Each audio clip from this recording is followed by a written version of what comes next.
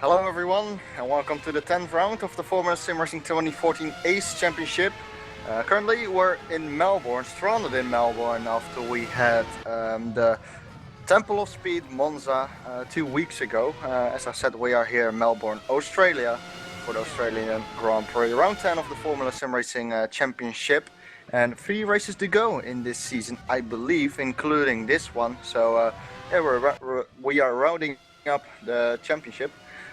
Anyway, the track is 5.3 kilometers long. Clockwise track has 16 turns and was quite tricky for the drivers. It's quite technical, high downforce. Well, I would say high downforce. So we're in good shape for a good race here. Currently, Marco Conti leads with a 24.4. Johnny Simon just went into the lead. Anyway, I'm joined here with James Sadler as always. James, a warm welcome to you. And I'm sure you are looking forward as well to this race. Yeah, hello everyone watching the broadcast, and hello Jeroen. Yeah, I'm definitely looking forward to a fantastic race at Melbourne. Ace has definitely shown that it can provide some great racing. And yeah, I'm just definitely looking forward to it. Johnny Simon's looking very good, as you said. But Twister's looking good. Barcross Positive SimRacing car, Johnny looking good. It's very close here, and it's definitely going to create some great racing.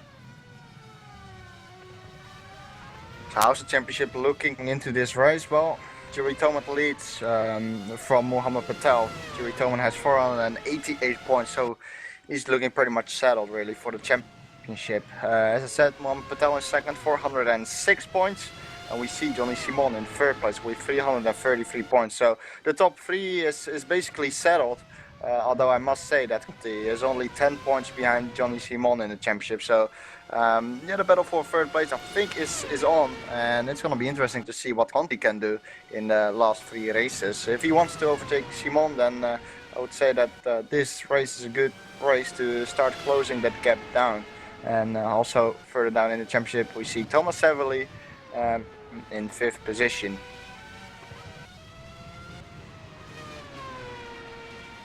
So only 1 minute go in this warm-up session, and if that warm-up session will end, we obviously will go through to Q1, and we'll see who is going to, not dominate the qualifyings hopefully, but obviously who is going to be quick, who is not, as Q1 always is some kind of indication for the second qualifying, usually it is.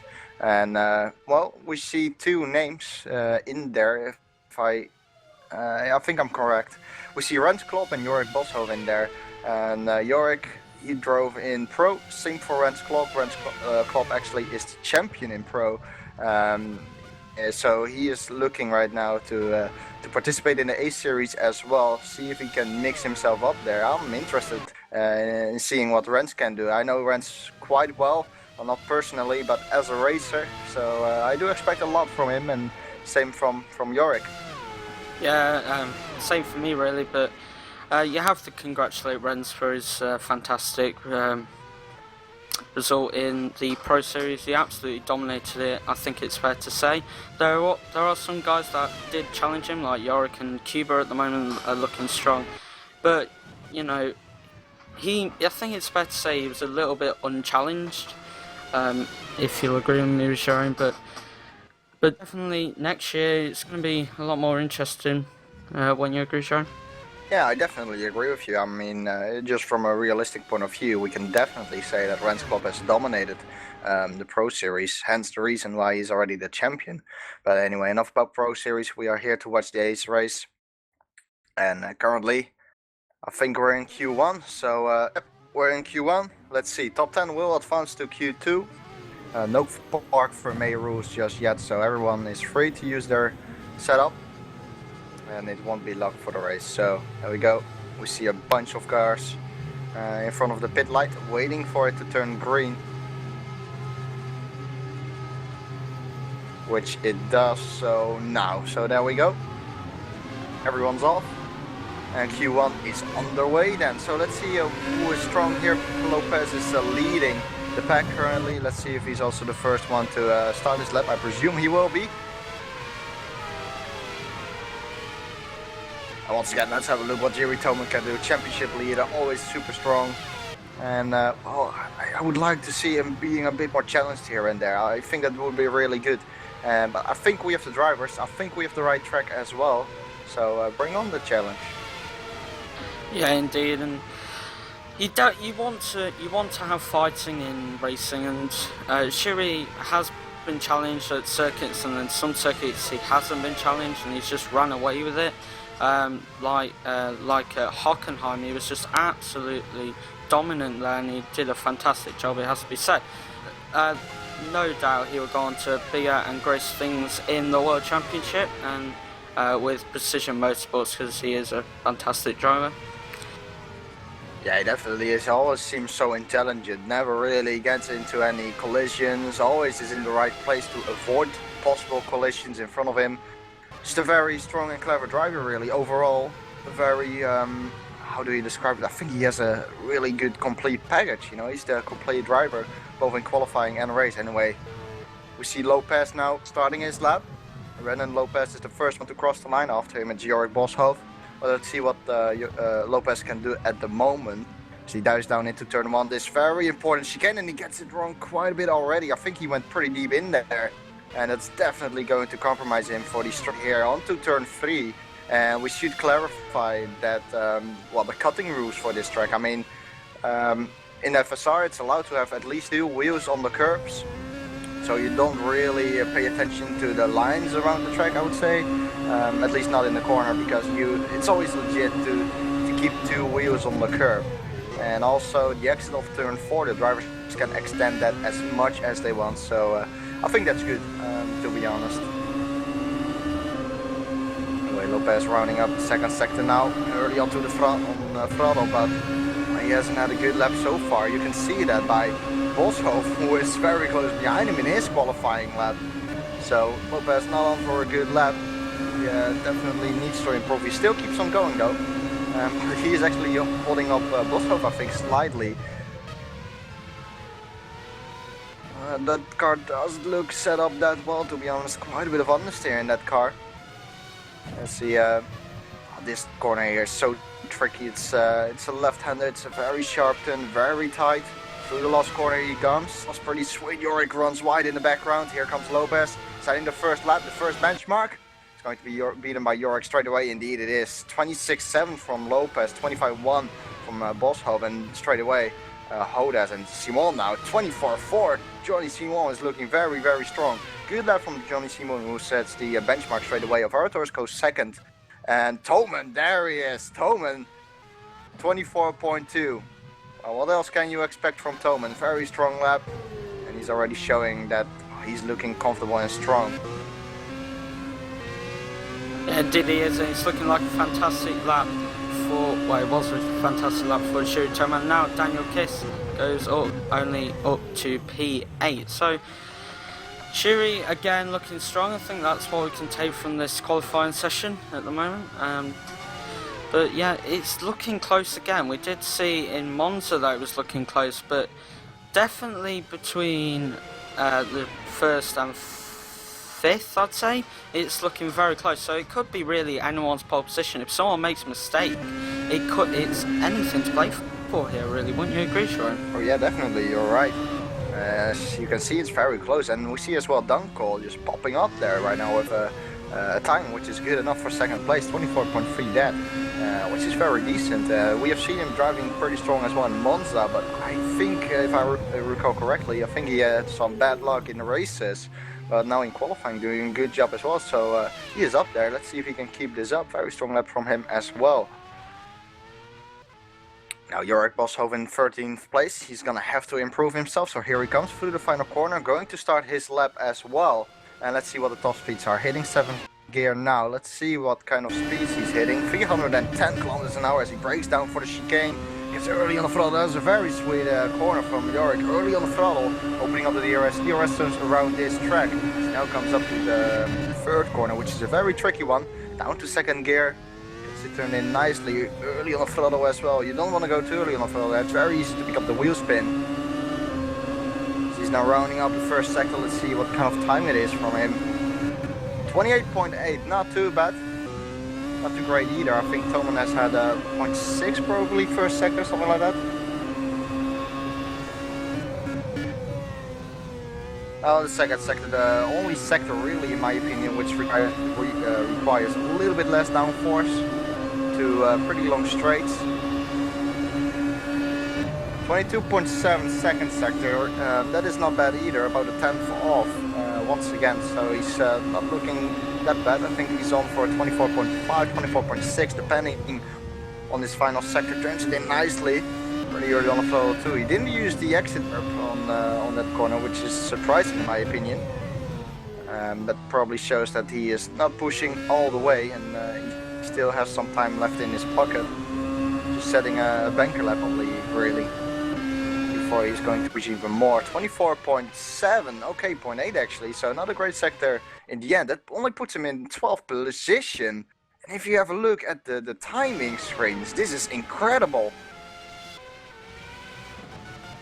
The top 12 is separated by 6 tenths, only 6 tenths. This is incredible stuff so far. It's gonna be very exciting actually. I think Daniel Kiss is on for a good lap. Yep, Daniel Kiss coming through the final sector. He is purple in the mid sector, a tenth quicker than Toman, 20.5, a very quick second sector actually from the Twister car, so maybe they are running less downforce. I am not really sure about that. Here he comes, 24.1, great time, but we see Toman in the meantime doing a 24.1 as well, so it puts the Kiss in second position. We see 24.1, that is very quick indeed, and Toman once again looks very strong. It's Johnny Simon now starting his lap, but let's have a look at that 10th position where it's all about really. You see Rens Klopp in 11th position, Jorrit Boshoff in 12th. I'm sure they will be looking to enter into the top 10. And actually Michi Hoyer has some kind of problems as he left the race before. He just entered again the session, so I hope we will see him in action, which is indeed the case. He's going out of the pits now. He still has 2 minutes left to do only one lap, should be enough though. So Jorik is rounding up his out lap. What is Rens Klopp doing? Rens Klopp is also on an out lap. Peter Helmbro is also on an out lap. So all these guys are still on an out lap. Prieto is in the top 10 as well. Good stuff from him in 9th position. And he is on an out lap as well. So everyone's currently on an out lap, pretty much, around the top 10.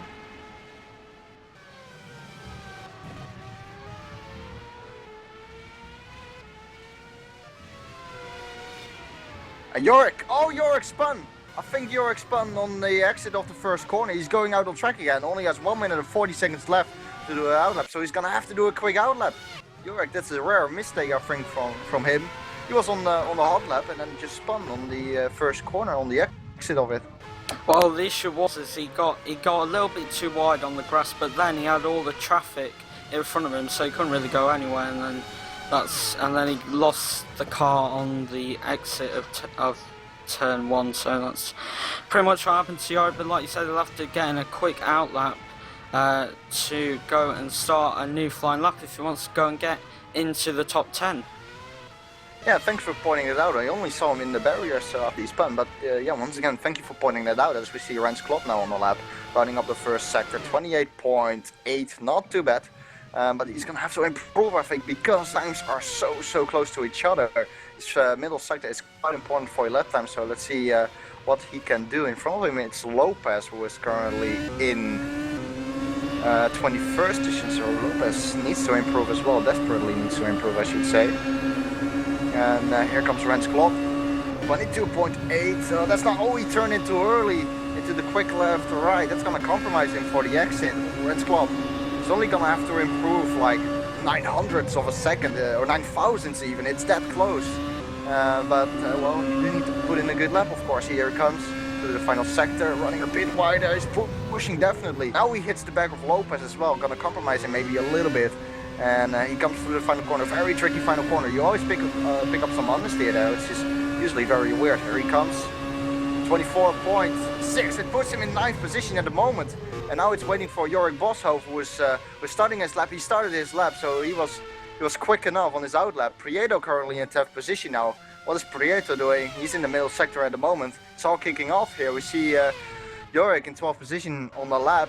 Saliento as well, but I don't see Saliento moving in the top 10 really. So it's about Prieto and Boshoff at the moment really. Maybe Mitch Johor can do something as well. I'm not sure. Prieto running up the second sector. I'll have a look at the sector times.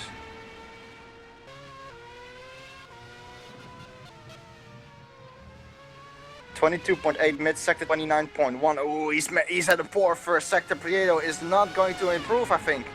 I don't think he's going to improve, so it's all down to Yorick. Will he improve? No, he doesn't. 25.0. So indeed, he made a mistake first sector. And now it's all about Yorick. What can Yorick do? Yorick's sector times. Let's have a look. 28.9. Not great. Second sector was a 22.8. Oh, he got some overshoot on the exit of that corner. I saw that. Oh, this is not good lap from Yorick either. I don't think he's gonna make it, to be honest. The gaps are so close as well. It all depends on his final sector, but judging from looking at it, it wasn't great. 24.8. No, indeed, it puts him in 12th position. Yorick out. That's quite a surprise, to be honest. Yeah, it is, but he was trying so hard to get into the top 10, and I think he just pushed too hard. But anyway, we're now going into Q2, where the drivers will have one flying lap, and we'll be in Parc Fermé rules. So, do we want to go through the people that are in the top 10, Jeroen? Yeah, sure. So the people who are going to qualify now are Jerry Toman with an astonishing lap. Danny Orkiz, who is up there, great stuff from him. Dunko was up there too, great stuff from him too. Marco Conti in 4th position, and talking about it, he actually goes out, so he's the first one to do a lap time and set the benchmark. Johnny Simon in 5th position, Alvaro Torres in 6th position, Patel in 7th. Patel needs to keep it up though. Second currently in a championship, I do expect a lot from him. Martin Hodes in 8th position, Rensklopp in 9th position, and Prieto in 10th position. And let's have a look at how many Twister cars are in the top 10.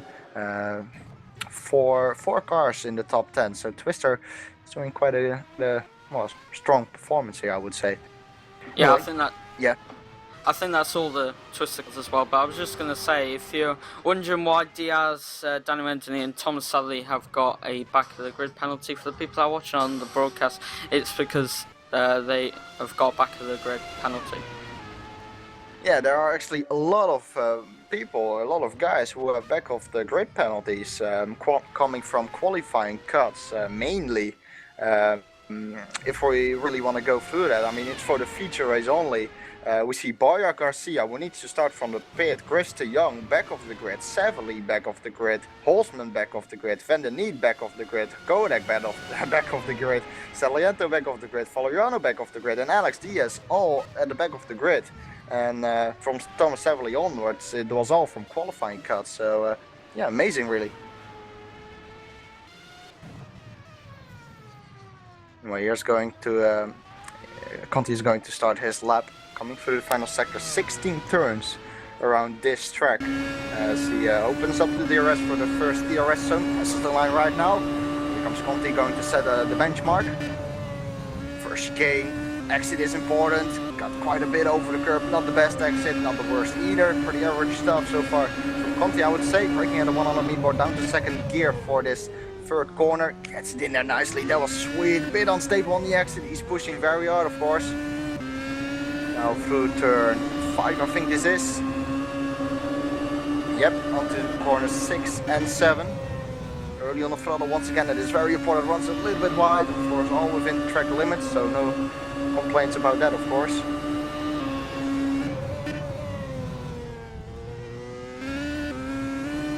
So he did a 28.6 first sector. That is very good actually from Conti. So a good first sector time, very strong actually.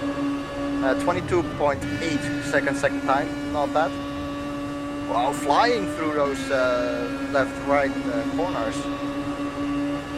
Braking at the 100 meter board once again, just after the 100 meter board even. The twist car is looking very good actually. And this quick right-hander, which is an awesome corner. And slowing the car now down. For corner 15 and up to 16. Oh, he picks up the understeer through the final corner. That's going to compromise his exit probably. Still a very good lap, I think. 24.2 from Conti. That's a decent lap, I would say. Now Johnny Simon, I think is the first one to cross the line. Here he comes onto the straight. He had a purple mid sector. 24.7. Ooh, something went wrong there. I think his first sector now time was not good. Alvaro Torres now, I think, is the next one to cross the line. Is he? No, he's not. Sorry, that was my fault. It's actually Daniel Kiss. Prieto is on the lap as well. Daniel Kiss is still at the exact same sector as Marco Conti, his teammate. Amazing stuff there. He's slightly slower in the middle sector though than his teammate Conti. So he is he's looking at the point 3 at the moment. It all depends on his final sector. But Conti's final sector was super strong. So Kiss is gonna have to do a good job here in the final sector. Gets a little bit of oversteer there. As Prieto went further with 26.5, must have made a mistake on his lap because that is not a really great lap. The twister car seemed to have a lot of understeer through the final corner. I don't know if that's me. It just looked like it. 24.6 from Kiss. Not a good final sector then. Patel went purple in the meantime in the first sector. Toman is on his way as well. He's actually on an outlap, I believe. So that means that Patel is Patel is doing an awesome job actually. He's in the middle sector. Amazing time from him. And he was already purple in the first sector. I think this is going to be the quickest lap. It all depends on his final sector. Once again, Conti has had a good last sector. So he's going to have to do a good job. It looked very stable once again. Understeer though. He seems to have a little bit more understeer than his teammate Conti. Could be me again. Meantime, I think that's Klopp went 4th, and here comes Conti, 24.4, and who is that? Toman went into 2nd place with 24.2, so Conti is currently leading. We still have 2 guys to cross the finish line, Sebastian Danko, who's running up his lap, same for Martin Hodes, he's currently in the 2nd sector. Alvaro Torres made a mistake, I think because he's back into the pits without a lap time. Here comes Danko. 26.4, not a great lap from him. Must have made a mistake too. It's easy to make a mistake around this track, judging by the amount of errors the drivers are making really. Not putting in their best laps, for sure not. Here comes Hodes. What is Hodes doing? 28.8, 22.8. He's not looking that strong. Like 4/10 off Conti at the moment, so 24. Well, it's actually a 25.1. Poor final sector, I think. Puts Hodes into 7th position, and it's Q2 done. So we have the pole position. The pole position is for Marco Conti. Pretty surprising, the first one to go out on track. And well, 24.2, that is a good lap. Toman in 2nd place, so Toman is gonna have to do something if he wants to get that win. And we see Patel in 3rd. Can you go through the rest of the grid, James? Yeah, of course, Scan. So we've got Daniel Kiss in 4th place, and we've got Johnny Simon in 5th. I think he'll be a little bit disappointed, but it's still a good job from him. Daniel Rensklopp in 6th place, and we've got Martin Hodes in 7th. Sebastian Dunkel in 8th place. Jeroen, I'm sorry if I'm pronouncing this wrong, but Prieto, that's my language barrier. Anyway, he's in 9th place, and then we got Alvaro Torres in 10th, Peter Helmbro in 11th, Yori Bishop in 12th, Norbert Leitner in 13th, Giancarlo Celiento in 14th, Fabrizio Gobbi in 15th, Guido Valeriano in 16th, Daniel Bida in 17th, a returning face to FSR, Nick Rowland, driving for Abercrombie Racing in 18th. I'm sure he'll get stronger throughout the year. And then we've got Artem Azerbaijan in 19th place, Renan Lopez in 20th, Giuseppe Marconi in 21st, Alex Diaz in 22nd, Daniel Anthony in 23rd, and Tom Sally in 24th. So we're now entering the warm-up session where the drivers can get a feel for the heavier fuel load and see what times they can do with this race fuel. So now we've got Toman on the dirty side of the grid. Does this mean that Marco Conti can just get a very good start and just go straight into the distance, or has Toman got some very good race pace and can keep up with Conti? Because even though we've had the dirty air reduced here, it still can be quite an issue here, what I've found out anyway. So if you get too close to someone, you could end up going off the track. But Shiri Toman is a strong driver, so he could stay in 2nd and try and overtake Conti, but then again you have the DRS straights aren't that big, so Conti could end up staying in first place and going on to win it if he doesn't make any mistakes. But then if Toman makes any mistakes, Patel can be there to jump him. So effectively Toman is in a twister sandwich. Yeah, that is correct, and maybe he puts himself into a little bit of a challenging position, and that's of course what we all want to see, I presume. But yeah, time for a little bit of a qualifying debrief, I guess. I mean, high and lows. I think Danko is one of the lows, because he seemed to be up there in Q1, didn't he? And then all of a sudden, in Q2, he just wasn't really there in 8th position. So it looks like a challenging track for the drivers, doesn't it? Yeah, well, if you make a mistake, effectively your lap is gone. So I think that Conti did a fantastic lap. You've got to give him credit. He made very little mistakes apart from the one into the final pit straight, I think turn 16 if I'm right, and he just went wide like you said. So, but other than that, he could have maybe been in the 24.1s. I think he lost about a tenth, if you'll agree. Yeah, I think so. He just seemed to be, a little bit too understeery in the final corner, really going into a bit too deep into there. But yeah, we see a couple of guys starting from the back of the grid. Then let's see what they can do. As this is, whoa, there's a huge incident. Okay, Marco Conti just crashed into, who is it? Wow. Oh wow, Torres now as well crashing into there. Well, that is awkward. That is not something you see all day or every day. But anyway, coming back onto that back of the grid, it's not great really for this race, isn't it? Is it? I mean, how do you think we are settled for overtaking? Is it easy to overtake here? Because you would say not really with the dirty air as well. Well, yeah, but also if we go back to last round, which was Monza, we had that huge train of cars in the sprint race and nobody could get past, and that's with big DRS straights.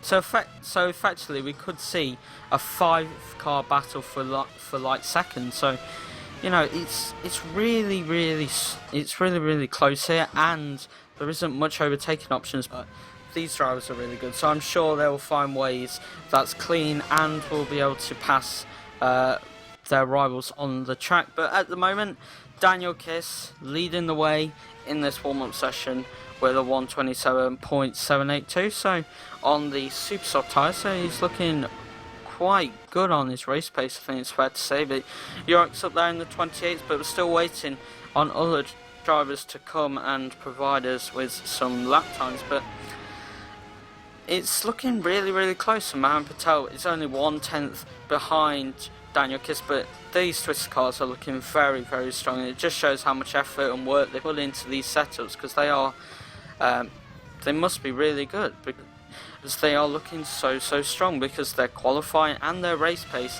has just been great. Yeah, and actually has been great all season long, hasn't it? I mean, Toman, if you're a bit realistic, Toman is really the only one who can challenge the twisters all the time, and well, he always seems to come out on top of that battle. Of course, very impressive. But yeah, usually Twister is always looking very strong, and is usually some kind of benchmark as well, I think. Yeah, totally agree with you there, Jeroen. So it's not really, there aren't many more times to go through, but I think let's get some questions going on the YouTube chat. If anyone wants to ask us a question, pop it in the comment section on this broadcast. And then we get Yorick taking off the twister car. I think that was Renz. That was Renz, yeah, they're battling a little bit, I saw that. But it doesn't matter, Renz apologizes anyway. But looking at the chat a little bit, Prieto has a problem. He just asked, or well, he basically said that he forgot to put his brake duct on for the race. So he's running a low brake duct, which is based on probably qualifying 1. So the chance that he's going to get a brake failure in the race is a little bit higher. Because as I've said, in Q2, park for May rules are enabled, so he cannot change it. So that gives him a higher chance of brake failure in the race, but we'll see what's going to happen as well. As Chris Cobb as well said that several drivers ignore the back of the grid penalty, which is well, quite a surprise, I would say.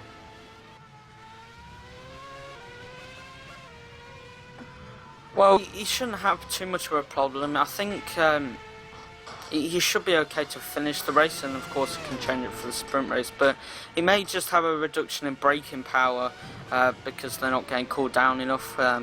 But he should be okay, and I'm pretty sure he won't retire, and I think braked up one is enough to not DNF anyway here. Yeah, I think I would have to agree with that. Probably getting a little bit less brake power, especially the end of the race, but well, if he did that 2 weeks ago at Monza, it would have been a bigger problem probably. Anyway, 3.5 minutes left in the warm session. I think we are indeed driving for that 3.5 minutes, so we're not skipping the session at the moment. Twister is up there, third, second and third. And actually Daniel Kiss is fastest, so Conti was in pole position, is currently the slowest over the top three, of course. So that's gonna be impressive, and look who just tops the timing sheet now. It's Jeroen, and who else? 27.6, not bad, leading the Twister cars by a tenth. Once again, he is looking strong for the race, but he always is. You always have to keep an eye out on him, definitely, unless he is in front with a 20-second gap like Vettel, because if he gets the gap, he's not gonna give it away usually.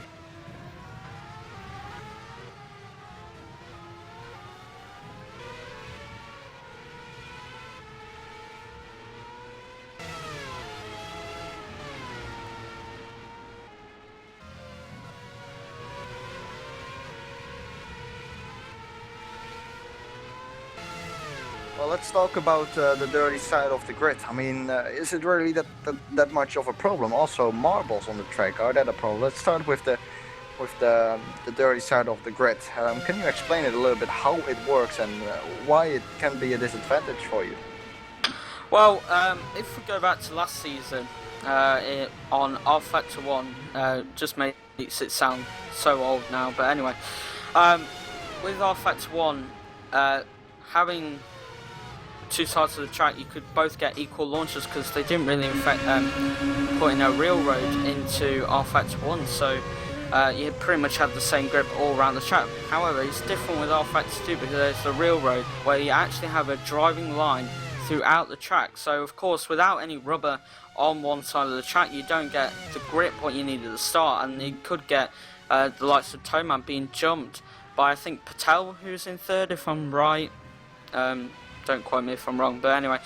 But yeah, so Toman could be at a disadvantage if he hasn't got his gear ratio set right for his first gear. So we'll have to see how it's out. But if Toman can stay in second, then he can stay behind Conti, and he could possibly look for an overtake if Conti makes a mistake, or he's close enough, or he's got the right cell to stay with Conti, even with the dirty air, and have a good enough top speed to try and challenge Conti for the lead on a DRS zone. Yeah, and this railroad system from R Factor 2 also gives marbles off the racing line, doesn't it?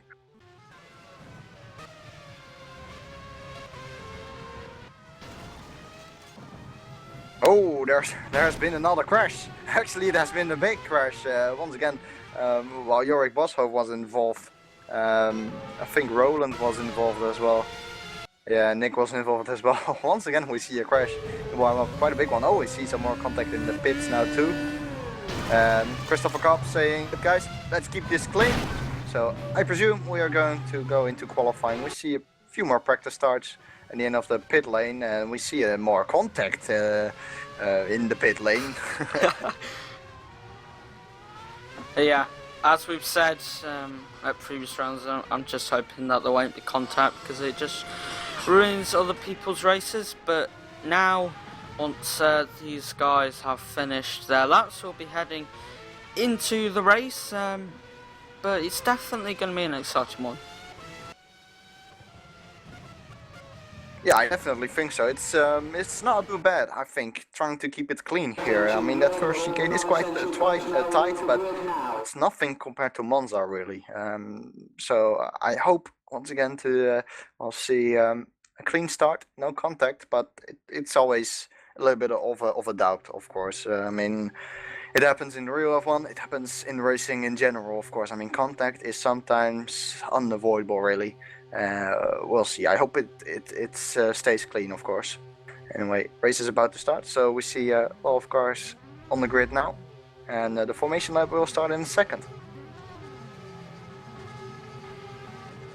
And saying that, the formation lap just started, so there we go. Marco Conti is on his way for the formation lap. And doing, well, if he completes 16 turns, we are going to start his 10th round of the Formula SimRacing Ace Championship. So let's go through the grid. We see Marco Conti in pole position, great lap from him. Jeroen Thoman in second. Let's see what he can do from the dirty side in this race. Mohammed Patel is in third position, followed by Daniel Kiss. So Twister, 3 cars in the top 4, very strong. Johnny Simon in 5th position, Rens Klopp in 6th position, doing quite a good job at the moment. Good stuff from him. Martin Hodes in 7th position, and then we see Sebastian Danko in 8th. Let's see what he can do in the race. I expect a lot from him. Alvaro Torres in 9th, Prieto in 10th position then, and well, let's take, can you take us through the rest of the grid? Yep, just hope my language skills are good enough. Anyway, Peter Helmbro in 11th place, then we got Jared Boschhoff in 12th, Norbert Lehner in 13th, Fabrizio Gobbi in 14th, Daniel Bieder in 15th, Nick Rowland in 16th, Artem Asmarjan in 17th. Then we got Renan Lopez in 18th, Giuseppe Marconi in 19th, Michi Hoyer in 20th, Thomas Sadler in 21st, ahead of all the back of the grid starters, I believe. And then we got Danny Randoni in 22nd, Giancarlo Saliento in 23rd, Alex Diaz in 24th, and Boyar Garcia rounds out this 25 car grid. We still don't have 26. I think we've been looking for 26 drivers, or I'm wrong, completely ignore what I just said.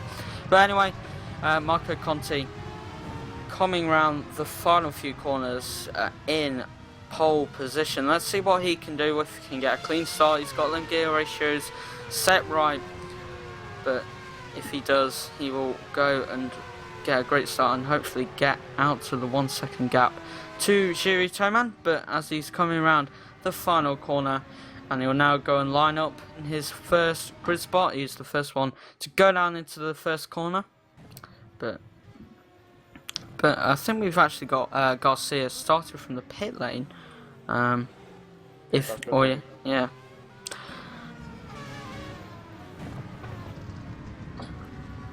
So as all the drivers coming round, there's different strategies everywhere. Some on softs, some on super softs, but we'll have to see. So we're just waiting for Alex Diaz to get into his grid spot, and then we will begin this ace race. And Jeroen, if you would like to take us through the lights and the start. Yeah, of course. So here we go then, waiting for the lights to come. It's taking quite a long while. I hope the engines are not overheating, but anyway, we're still waiting.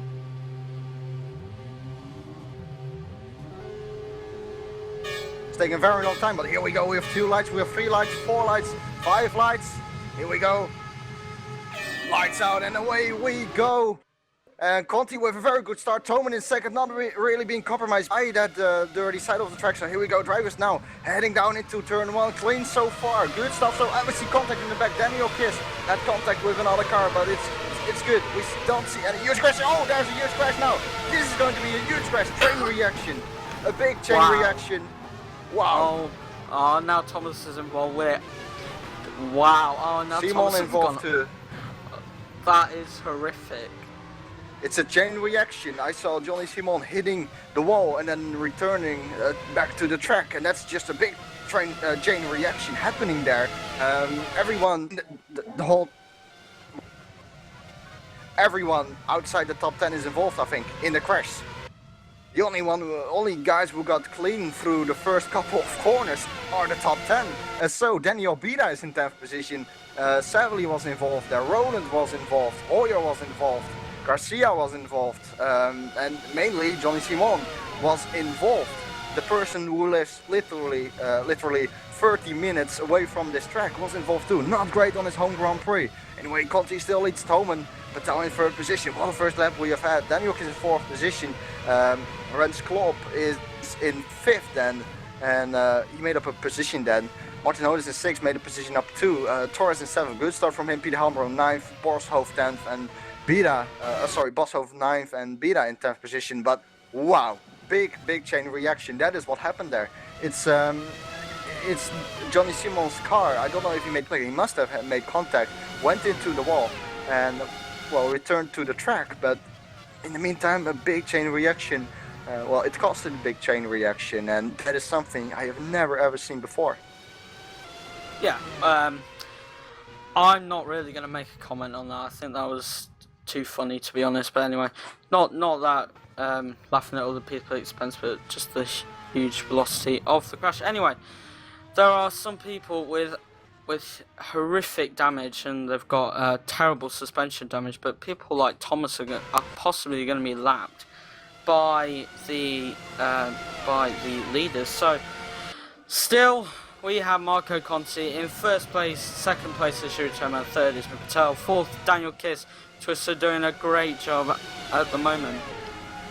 But then we've got Renz Klopp in 5th place, doing a great job. All the Twister cars in the top 5. What a great start from them. Martin Hodas, he's jumped up into 6th place. Alvaro Torres in 7th. Peter Helmbro in 8th. Jorix jumped up to 9th, and Daniel Bida, as you said, is rounding out the top 10. But unfortunate for these drivers with Johnny Simon, and he's actually out, which is terrible for him, since he had some great race pace, and but anyway, it's just a real shame for all the drivers that got involved. But still, Conti's doing a good job as we enter lap 3, and let's just carry on and see if there is any more action on the track. Yeah, Danko is out too. We have 6 retirements at the moment. And whoa, wait, who is that? I see a car that might be a back marker for sure. He's on the grass, so he's getting out of the way very nicely actually. That was Alex Diaz. He has damage too. I think there are just so many people involved.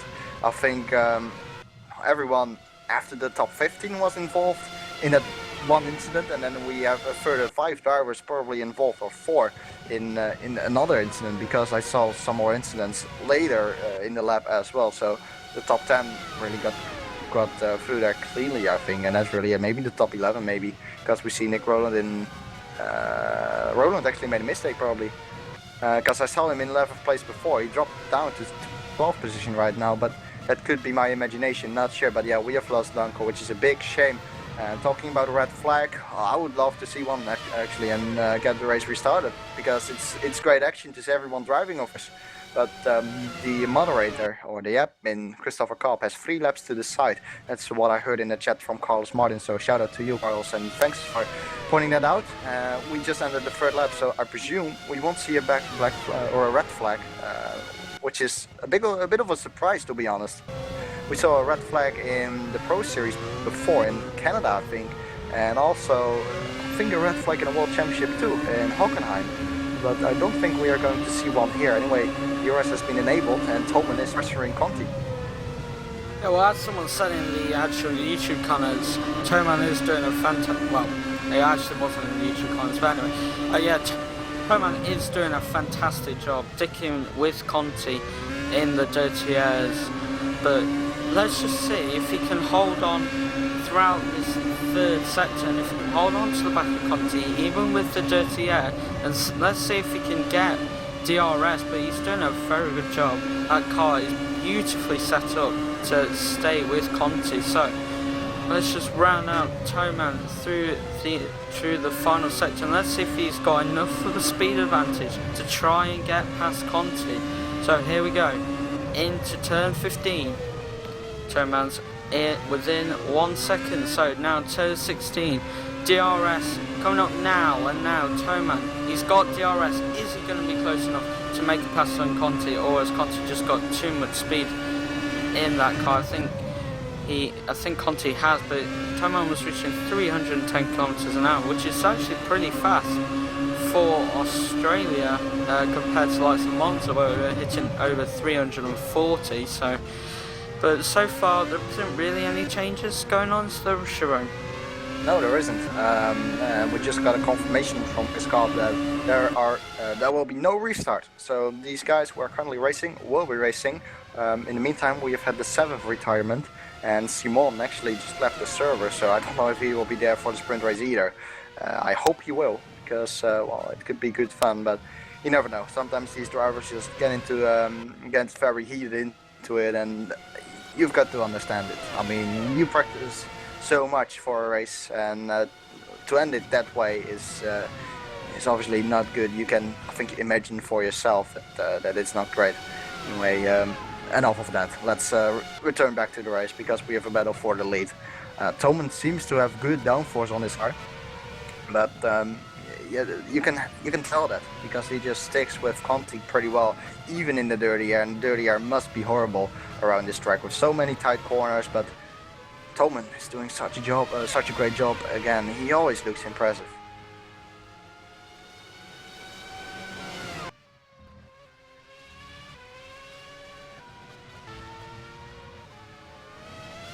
Toman once again too far back to do something about Conti's lead or his position, and actually he dropped some time. You saw him wiggling a little bit on the braking zone for the first corner, that chicane, so he lost some ground to Conti, and if he is outside of a second, which he looks to be, it's about 1 second I would say, well, probably 8/10, let's see, 7/10, okay, yeah, so he's still within that DRS zone. But as soon as Toman makes a mistake, which he did so a couple of seconds ago, Conti needs to take advantage and try to push now, get him out of the DRS zone. But at the same time, this track is very demanding for your tires. We should see a 2-stop here. Pit window should open lap 8 for the really early people, I would say lap 10 on average, something like that. We should see a super soft strategy or something like that. Maybe some guys who are really confident on the soft tire might go with 2 soft, but I doubt it. As we see a back marker, that is Mitchie Hoyer. He must have horrible damage too, probably suspension damage. I would say that most of these guys just have suspension damage, and that is actually, I would say, the worst kind of damage. Yeah, I would say the worst kind of damage. Because sometimes you just need to point your wheel 90 degrees to the right in order to keep the car going straight, and that is very annoying. Marco Conti hitting 97 kilometers an hour before breaking down, but Toman is just too far back to do anything about it, even with the DRS advantage. Yeah, well, it just shows he's got, I think he's just got too much downforce on that car compared to the Twister car. But yeah, as you were saying before, I completely agree with you that having suspension damage is one of the worst things that can happen, because like you said, you have to point your car at 90 degrees to make it go straight, and it is very annoying, as you said. But we have got 6 drivers out of this race, and hopefully they all come back for the sprint race. But Alex Diaz and Mitchie Hoyer have already been lapped, and Thomas, I think, is going to come to be lapped. But at least Roland is less than a minute from the leaders, and if he has some decent race pace and his car isn't too badly damaged, he can catch up to the other drivers like Garcia and Gobby. But let's just see how it pans out. But now we have Jeroen looking very close to that Twister car. He's still within the 1 second, and whether he can now go and get past that Twister car. So here we go, so DRS open, but I think he's just too far back again. He needs to get closer. If he can't overtake the Twister car, he needs to try undercut him. But I think we might see that in I think 2 or 3 laps, or depending on how worn his tyres are. But they're not looking too bad at the moment, but he's still not got the speeds, top speed, to go and get past that Twister car, plus the dirty air isn't helping him. So we'll have to see if he does go for the undercut. Yeah, I think we should focus on position 6 at the moment, because we see a nice train of cars, actually 4 cars battling for that 6th position. Martin Hodes is in there, Alvaro Torres is in there, was on the soft tire, and Peter Hambro must have made a mistake, because Jorik was behind him before. Jorik is in front now, so Peter Hambro probably running wide, I would say, on turn 5, that must be, yeah, I think so. not a great place to run wide, but I think that is what happened, and Yori got past. So Alvaro Torres started on the soft tire, going for a different strategy, and usually, or at the moment I should say, it's working out pretty well for him. He was closer behind Hodes before, so he's losing a little bit of ground. I think he's losing too much ground to really do anything about it at the moment. Okay, we just a confirmation by our cameraman Sam Jones that actually Peter Ambro clipped the grass on the entry of the corner and didn't run wide, so driver error there, but what can you do? Yorick Boshoff pits. Yorick is into the pit. That's a very early pit stop, lap 7, and he's already into the pits, presuming going to the super soft tire again. Yes, he does so. To the super tire again. He comes out in 11th position then, and that is, well, there's such a big gap really after, I would say, 10th position because of all those cars who have crashed out. He returns in front of Danny Van der Neet, and now he needs to push if he wants to end up in front of that train where he was before for that 6th position. So he's gonna have to push, and let's see if the drivers around him are going to respond. So lap 7, quite early, pit window. I would say it's open right now, so we could see any driver really coming into the pits right now, as we have lost Nick Rowland in this race as well. Yeah, well, just to go up at the front, we've actually got Conti's pit light on. I don't know whether he said it, but yeah, Conti's pit light is on and Toman's isn't. So if Conti's pitting, this could actually work.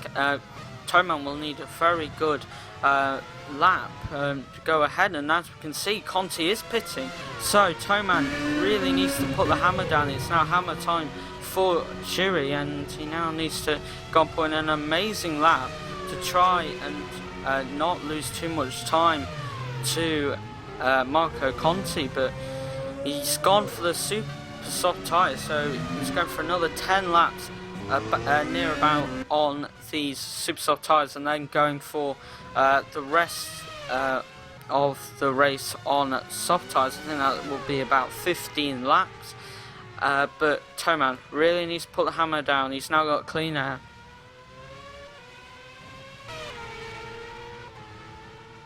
Hodes just came out of pits and it's still in front of Yorick Boshoff.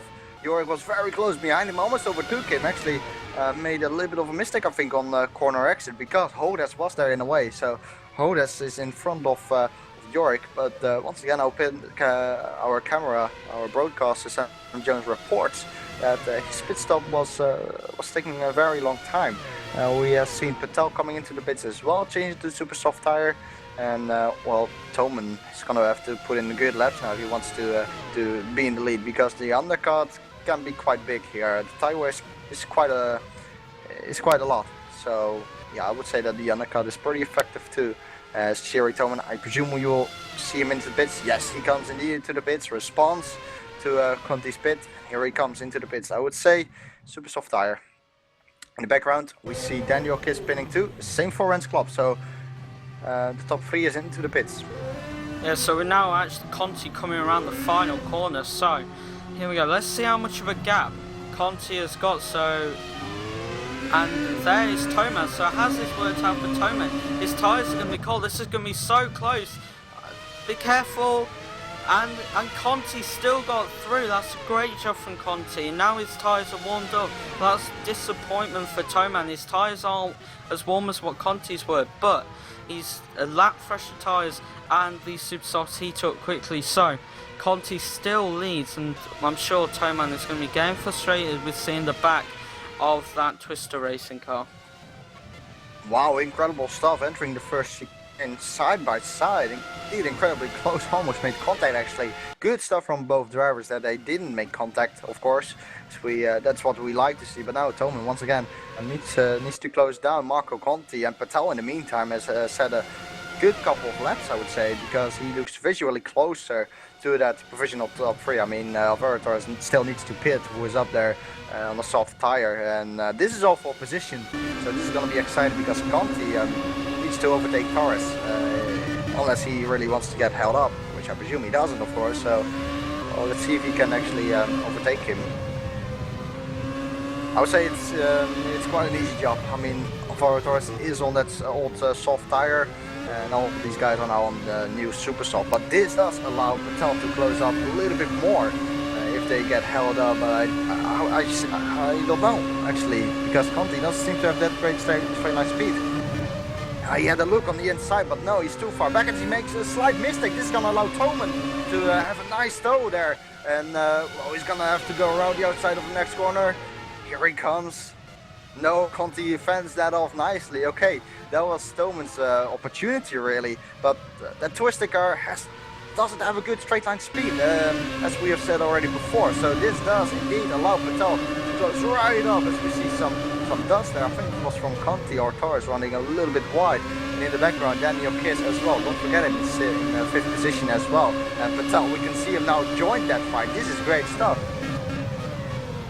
And it actually all is thanks to that straight line speed from the twister. Just cannot get past. Once again had a poor exit. It actually, Conti seems to be overdriving the car a little bit right now. Starts to make mistakes. Toman have a look, but no, better things off it in corners 11 and 12. Definitely not really an overtaking place. And Daniel Kiss visually is coming close too. You can just visually see how much time these guys are losing. It's incredible.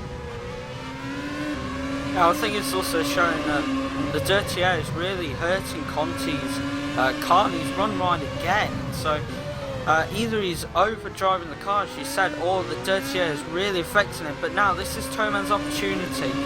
Conti's getting held up. He needs to make a pass. The DRS isn't going to be as effective as if Conti didn't have the DRS. But now Conti going down the inside. Has he got that moved on? Yes, he has. And now Toman going around the outside of Torres. And now Torres has gone a little bit wide, and now I think Torres' tyres have gone off, and now Patel is going, and so Torres in the space of a couple of corners, I think 4 corners, he's gone from P1 all the way down to P4. And that is why I think Toman is such a complete driver. I mean, Conti was battling with Torres, and oh, we see Patel, by the way, running too deep into corner 6, that is, I think. And now Daniel Kiss is gonna have to go around the outside of Torres. That's not gonna happen. No, indeed it doesn't. Slight mistake from Patel, and it is such a shame because he closed up to Toman and Conti, and he was into that battle. But now it's again Conti and Toman who are leading. But anyway, coming back onto that, I think that shows that Toman is just such a complete driver. He is intelligent. He knew that they were going to battle I mean Conti and Torres in that first corner. He already lined himself up to catapult him out of the first corner, have a great exit, and well, he could get Torres then as well, and that is just very intelligent driving too, you know, good racecraft as well.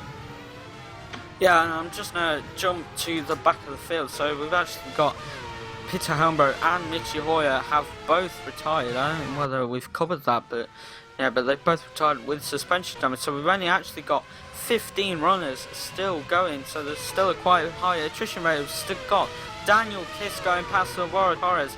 His tyres, I think they may have gone off the cliff now. They are looking pretty worn. What was his last lap? We'll just take a look. His last lap was a 1:32. He had all them instances of people getting past, but that's only a 1:32. I think his tyres have gone off, and he will need to pit somewhere between this lap and the next lap. We've got Thomas Sadler being lapped. It's not a day for go speed, it has to be said, but still we've got both GS racing cars in P8 and P9. And we just got some news from Sam. If Torres goes an extra 5 laps, he could make his strategy work. So we'll have to see what Torres does, but at the moment he's losing a lot of time to the guys ahead of him with the Twister cars and the Precision Motorsports car. Yeah, and looking at Torres now, he's just losing 4 seconds a lap. It's not working, but he needs to keep on going. Otherwise, indeed, as Sam pointed out, his strategy won't work. But in the background, we see Rens Klopp going to knock on that door as well. Rens Klopp actually went on the soft tire, so that's a different strategy compared to his other Twister teammates. That is soft tire, right? Yeah, it is. So he's indeed on the soft tire, whereas the top, top 4 is all on the super soft tire. So he went with a different strategy, and now starting to close down on Alvaro Torres as we see Sadler in the pits again. So yeah, as you have mentioned, not a great day for Go Speed, as Sadler, he as well got involved in that incident. I mean, it is such a big, it has big consequences for this race, of course. We have so many drivers who are retired and so many drivers who are still driving, and actually thumbs up for that, the drivers who are still driving with that damage, and they are still going as well. Yeah, well, there was, just going on to the pit lane, there was a little bit of an issue with Thomas Sadler being in Gobby's pit box, so Go Speed stacking each other anyway. But it is showing that it's quite a high attrition rate, and Gobby has gone onto the super soft tyres. He's come out in P12, so who can get back into the top 10, and we've got Yorick still in P8, but now looking at Ren's clock, is he within about 1 second he needs? I think he is, or he might not be. We'll have to see, but we'll have to see if that DRS detection light comes on, and I don't think it has, so I don't think Ren's is close enough, but Ren's really needs to get past the Crown 7 Netrax car of Alvaro Torres if he, to keep the tyre life and not to lose too much time to the leaders, because he's going to come back into the game towards the end of the race. Yeah, Ren's Club is lapping 129.2, which is 1.6 seconds and 1.7 seconds slower than Marco Conti. Conti just did the fast lap of the race in that last lap, 127.5. So Ren's is losing time, but bear in mind that he is on the soft tire, of course, a different strategy for him. As I don't know, I think he made a slight mistake maybe last lap as well. As he is right now quite close behind Alvaro Torres, but starts to pick up that early air. And let's have a look at the lead. Toman was a 10th off Conti last lap, but he was 10th Kweekel now in the first sector already on this lap. So Toman's starting to pressure Conti a little bit more. Yeah, so if we just go and jump back to Alvaro Torres and Ren Scott, they're looking very close for Ren to go and get a pass. So has Ren's got enough downforce to stay with Torres? Of course he has. That car is beautifully set up, and now he's going to have a look at the beginning of the sector 3. So now we're going to follow them around throughout sector 3, and so Renz gets a good exit out of turn 16. He can maybe challenge him down the straight, but he has shown that Jeroen hasn't been able to get past the Twister Racing car. But here we go, DRS open for Ren's Club. Has he got? Is he close enough to get past Alvaro Torres? He's going to have a look into turn 1. We've now got double DRS, and he's looking very close. If he can get a good slipstream, and he's just gone slightly off the power, the DRS affected him there, but I don't think he's going to be able to make it pass unless he goes for a dive bomb. But Brent is a great driver. He's won the Pro Series. He's not going to make any stupid decisions, but again, it looks like Brent is going to have to follow the Crown 7 Netrax car again. Yeah, but this also does say to me as an indication that Twister is running a lot of downforce and not that much, hasn't really focused that much on straight line speed, because it seems that their cars are struggling a little bit with overtaking every single time.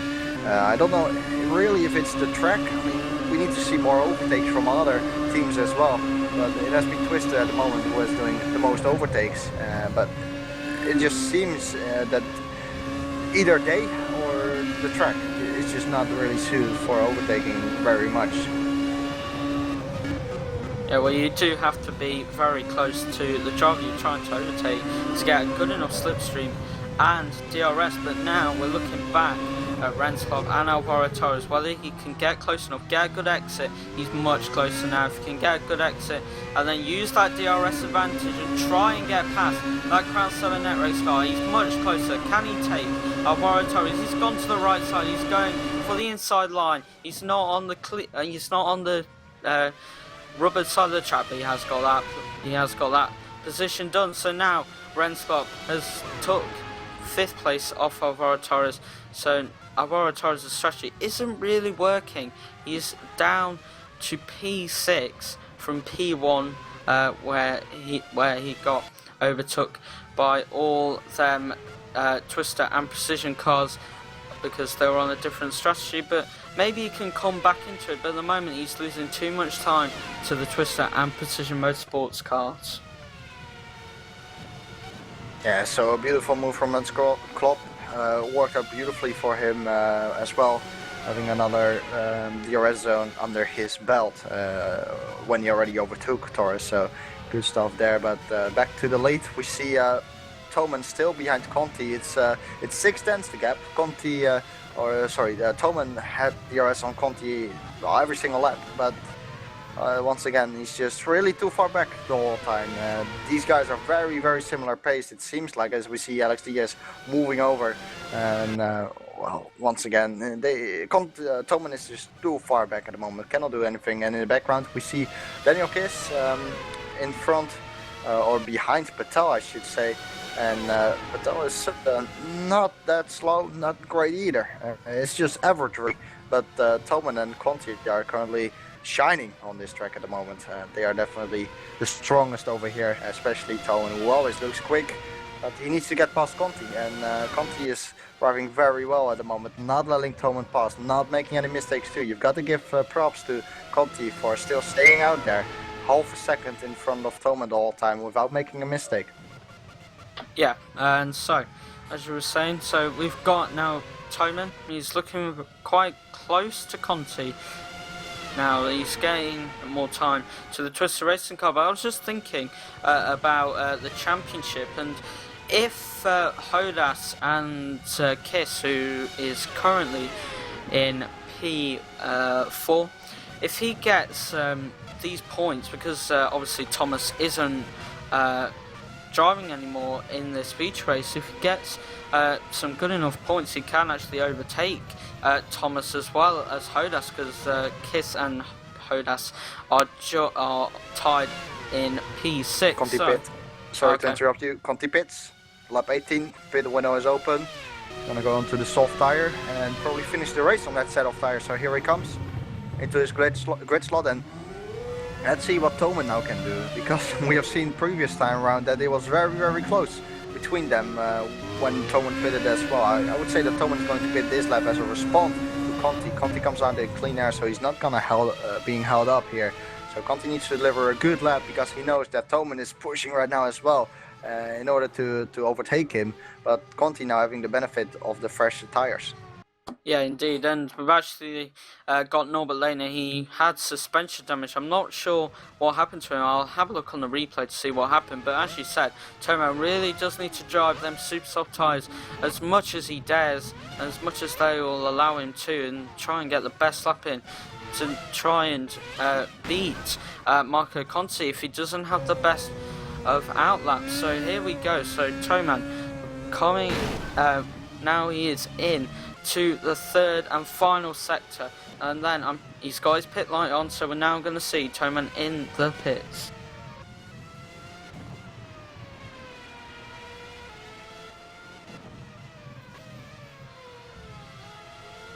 Oh, we just got some news from our cameraman Sam Jones that Lehner spun out of turn 2, so now Toman in the pits. He will go onto the soft tyres. Where is Conti? Let's see.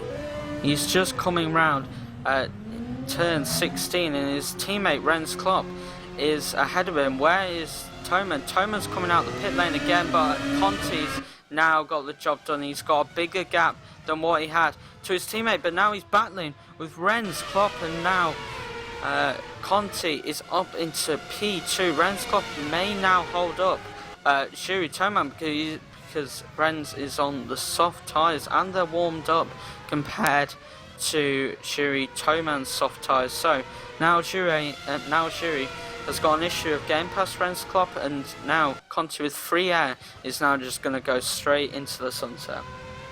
Wow, this is working out amazingly well for Marco Conti. I mean, Renz Klopp having him there as a buffer in between Toman and himself. This is working out very well for him. I would say that Toman is going to overtake him this lap. Maybe Renz will pit this lap, as we see Toman all over him already. He's going to go around the outside the corner fix it. No, that's not going to happen. Renz Klopp closing the door there, and he has the right to do so, of course. And Toman, well, this is good stuff from Conti. Look at the gap visually, it's much bigger. Of course, I would say that's about 1.8 seconds. We see Toman weaving a little bit there, trying to make Rens Klopp scared probably, but that's not gonna work. Making Rens know that he is there waiting for a mistake or something else to overtake him. Rens Klopp, he's not going to pit. Rens is going to stay out, and that's going to be interesting. If Toman doesn't pass now, which I presume he actually will pass, but if he doesn't, it's going to be held up massively. Here he comes down the inside over Rens Klopp.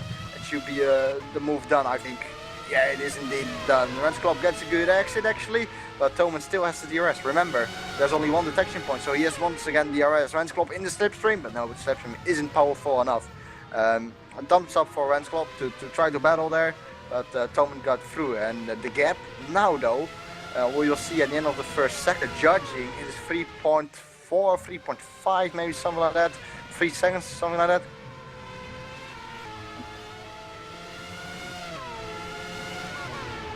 Uh, 2.7 seconds, okay, it's about 3 seconds as Patel is now battling with Rens Klopp. Those are teammates, so Rens Klopp doesn't put up a massive fight.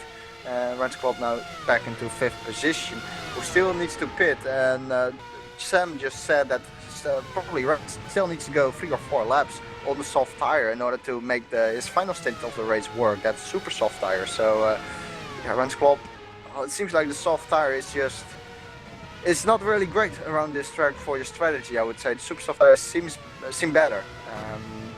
So yeah, whether that will throw up a few surprises in this final stint, I don't think so, because they are on the soft tire, of course. But it seems like that soft tire isn't the best race tire ever. Yeah, I completely agree with you what you're saying, but now we're just going to look at Daniel Kiss. He hasn't pitted on them super soft tyres, I believe, if I'm correct. I think he pitted on lap 13, I think, or 14, I'm not too sure, but... Kiss pitted in lap 9. Has he? Yep. Wow. Oh yeah, of course. Well, I was just saying because he had a 1:30 as a time, so I assumed he went into the pits. But yeah, you're right. Daniel Kiss still on them super soft tyres and still doing 1:28. He's consistently done 1:27.9s for the past 2 laps. And let's just see what this lap time will be.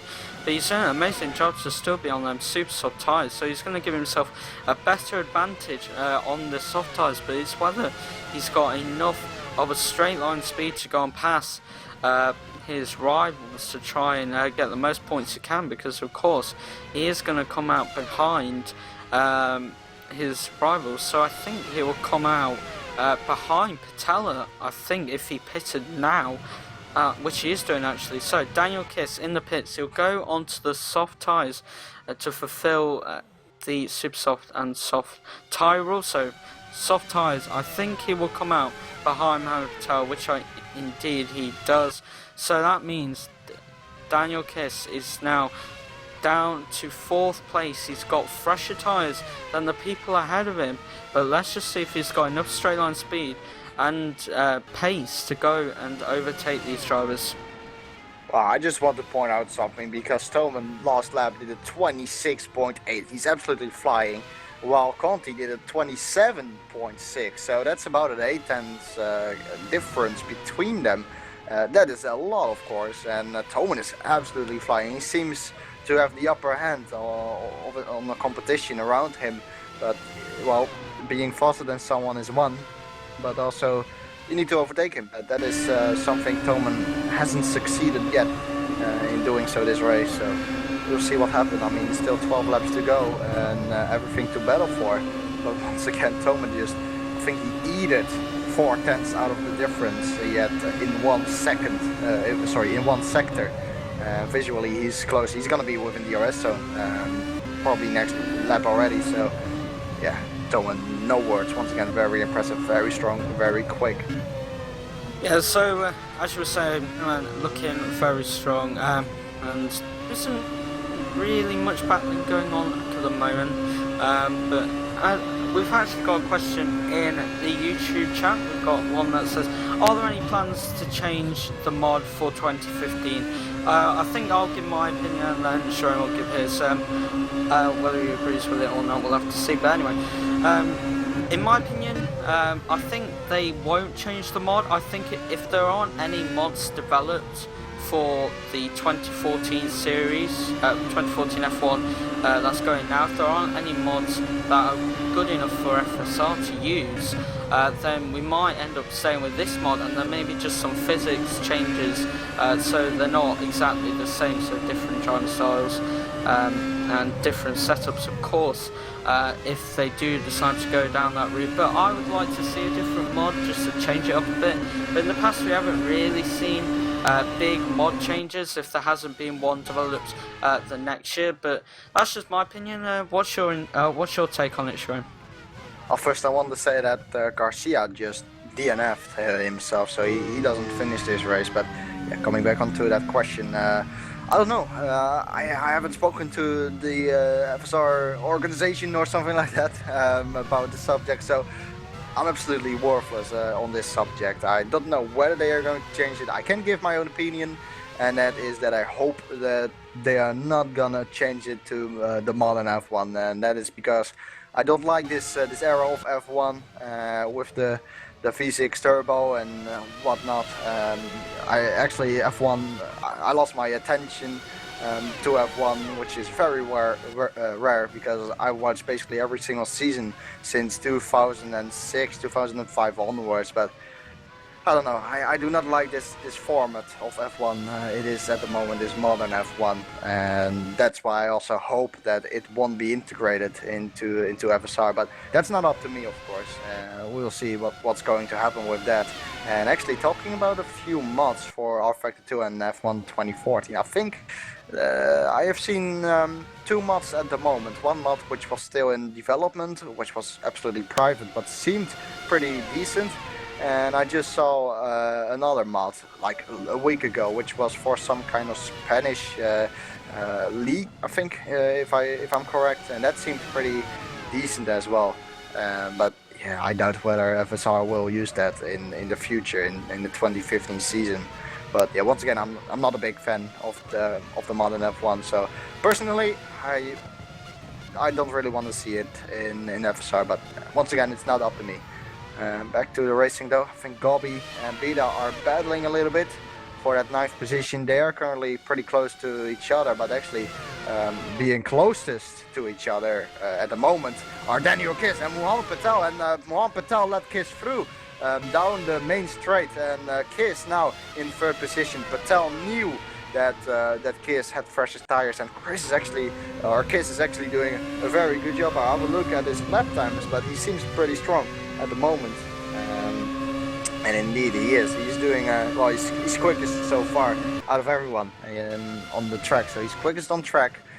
The gap though is about 3 seconds to Tom, and he's gonna have to push really hard if he wants to close the gap down. Nothing is impossible though with 9 laps to go, but yeah, it does look kind of hard for him to close that gap down.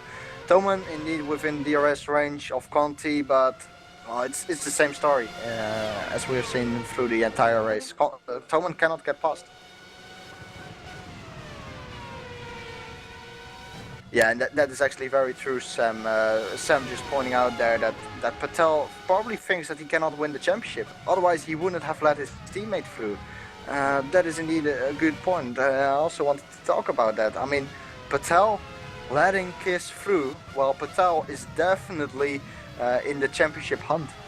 That is surprising to see, in my opinion. Of course, Kiss quickest at the moment, and Kiss is doing an awesome job. But I still think, even though they are teammates, I think Patel still has the right to defend that.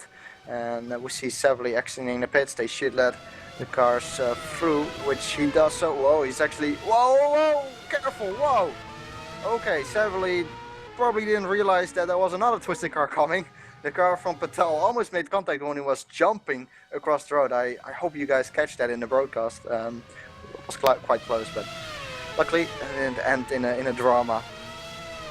Yeah, interesting that Patel let Kiss through, in my opinion, while Patel is definitely in the championship battle.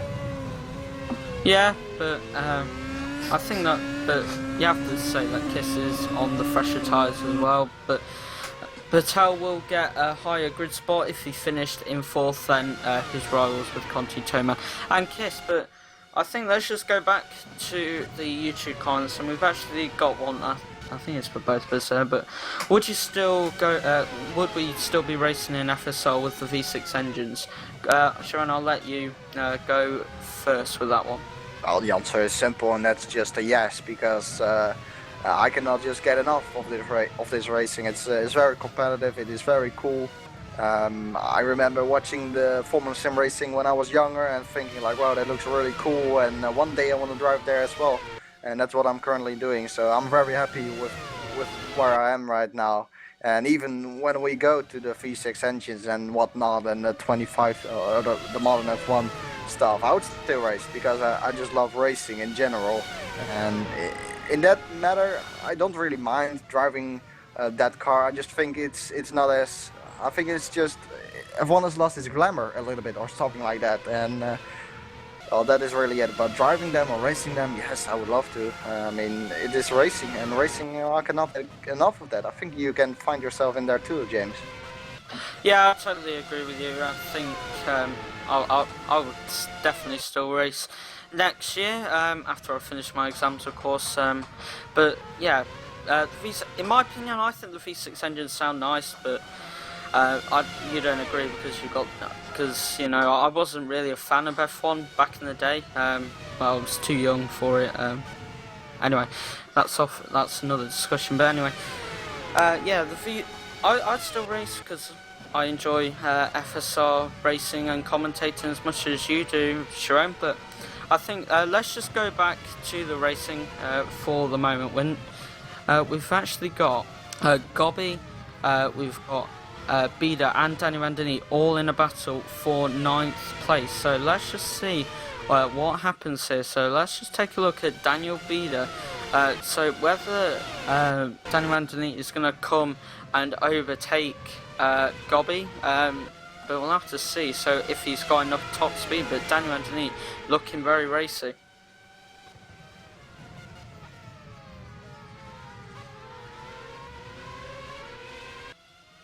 Yeah, and well, I want to point it out one more time. We have 12.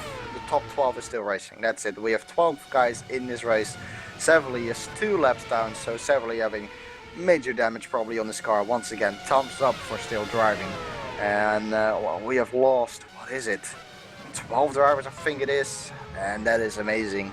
I mean, actually, I think it are 13 drivers, so yeah, it's amazing how many drivers we have lost. I hope there will be a lot still driving in the sprint race, because a lot of drivers left the server, and once again I hope they will rejoin for the sprint race, because then of course you get a new opportunity. Yeah, but still Danny Randini and Bida have still not got past either Bida or Gobby. But just one more question in the YouTube chat, since there isn't much action on the track apart from Ren's clock now getting very close to Alvaro Torres. Just a quick question, do you think there should have been a red flag at the start? Jeroen, if you want to answer that first again. I am not the person really to judge on this. Of course I have an opinion. My opinion is that the race should have been restarted, but yeah, it's hard to really place yourself into the position that Christopher Kopp has, the moderator, the admin of this lobby at the moment. So yeah, I have an opinion, but I shouldn't really be the one to judge here. I have an opinion that it should have been restarted, and that's it. I don't want to comment really anymore on that. Yeah, I totally agree with you, mate. Yeah, the battle for first is indeed getting close, as Sam just points out, because, well, and this is amazing, I must say. This is really amazing. Daniel Kiss, remember he was about 3 seconds behind, and I said, I don't think he's gonna catch up, but out of nowhere really, he has got such great pace, and it's not just a great pace for one lap. No, he is consistently quicker lap after lap than the 2 people in front of him. Those 2 people are of course Jeroen and Marco Conti, who have been battling throughout the entire race. but Thomas just cannot get past Conti. But now Daniel Kiss joins this fight. I'm so happy to see this, because we might have a real battle in our hands here. Daniel Kiss, his tires are so much fresher. I think like 5 or 4 laps fresher probably than the two drivers in front of him. So it's gonna throw up a good battle here, I hope. Yeah, indeed, I totally agree with you. So now, Jiri with DRS, I don't think he'll be able to make a pass us into turn 3. No, he doesn't. So we're now heading to turn 4. Yep, and then turn 5, and still Jiri isn't able to make a pass on Conti. But as you said, Daniel is lapping very, very well, and maybe he could jump both of these cars if he has enough time. He's got 3 laps to do it, but let's just see. So they're all looking very close. I think they're all within a second as Daniel just gets very tail happy on the exit, and he ever so slightly hit the wall. I don't know whether he's got any bodywork damage, but he's still pretty close to Toman and Conti. So here we go. It's rounding out the lap in sector 3, so going through the final bit of sector 3. So now I'm up to turn 15, and Daniel Kiss struggling with the dirty air of Jiri Toman's car. So here we go. Let's see who gets the best exit. Toman looking quite close to Conti. So DRS open for both Toman and Kiss. Here we go. Here we go indeed. The top 3, two drivers have the DRS open. Of course the leader doesn't. Once again, even with DRS, they are just not close enough to do anything. I mean, Toman has been half a second, 6 tenths behind Conti all race long, but we have seen that it's not enough. The driver in front needs to make a mistake if you want to benefit of it and take the position, and that is the problem, because Conti is so super consistent and well, really knows what he's doing. He's making no mistakes. I haven't seen him making one mistake at all, I think, through the entire race. Yeah, I think he hasn't made a mistake at all. At least no big ones, which led another driver through. In this case, Toman. So very, very good. But we see Daniel Kiss now, who was quick before, picking up the dirty air. And you can see how challenging it is to drive in that dirty air. I mean, respect for Toman, that he has been driving in that dirty air of Conti for almost 32 laps long, basically. And still is so close behind him, and still makes his tires work as well, because don't forget, you pick up more understeer thanks to the dirty air, and that means more tire temperature, and that means more tire wear. So good start from Toman, as Kiss has had a beautiful final sector, very close behind Toman, takes a wider line into the last corner, turn 16, to get early on the throttle. But no, he is too far back at the moment. I think there's a battle going on more. Yeah, there's indeed a battle going on. Jorik Boshoff is dropped down to 11th position. Something happened there. Danny Venedito in 10th position, and Daniel Bida in 9th, as they are battling a little bit more. Oh! Danny Venedito going very high there, touching the grass, almost spun himself on the exit of turn 6. Wow, it's all kicking off now with a couple more laps to go. I'm gonna have a look at the replay. What happened to Boshoff? Boshoff is doing very slowly. There's something wrong with Boshoff. I'm gonna find out what's wrong. So just going back to the leaders, we're still very close at the front. Marco Conti only needs to hang on for another 2 laps and he will go and take victory here at Australia. It'll be a fantastic drive. I'm sure Jiri will be a little bit frustrated if he can't get past that Twister Racing car. But still, second place is a fantastic job for the Precision Motorsports driver. It's an extra step towards winning this championship. But as I say that, Jiri is getting closer to Conti, and he's just lost the apex there. And he's still quite close to Conti, but if he was, he's just gone a little bit wild on his exit, so he's really pushing them tyres and that car. So now we're rounding out turn 16, DRS is open. Let's see what man can do. Has he got the slipstream advantage enough to go and take Conti? Here we go. He's just not close enough. If he can stay close enough for this second DRS, but now we have to look at Kiss, and actually Mohammed Patel is back in third place. Oh, okay. Yeah, Kiss let Patel through. Wow, so Patel let Kiss through before, and now it's Kiss who let Patel through. Okay, that is interesting. Yorick in the pit. I can report that Yorick got too keen on the throttle on the exit of turn 1, the chicane, and went into the barrier, lost the front wing end plate, and maybe a little bit of damage, more damage than I saw, because he felt the need to pit and drive very slowly on that in lap as well. So shame for Yorick, outside the top 10. Next time better in the sprint race, but now very close again, but not close enough. And Conti every single time gets a good exit out of the first chicane, the first 2 corners, and well, props to Conti for that. I mean, not a mistake at all, and always spot on with on the exits of corner, and giving Toman a hard time. Yeah, indeed he is. So we're now running out another lap here. Well, it's going to be the finish, I think. Oh, okay. So here we go. Marco Conti, he's done a fantastic job for Twister Racing. He's going to take victory here at Australia. What a fantastic job he's done for Twister Racing. Jeroen in 2nd place and Mohammed Patel in 3rd. Daniel Kiss in 4th place. And then we've got to wait a while for Alvaro Torres, but it's actually sort of worked. But he's got P5. It's a good job from Torres, and Renz Klopp closely followed behind in 6th place. And what a race for Twister.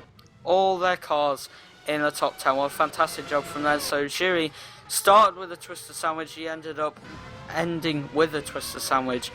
But as we can see, we've now waiting for Gobby and Daniel Anthony. They're all still racing. But let's just see.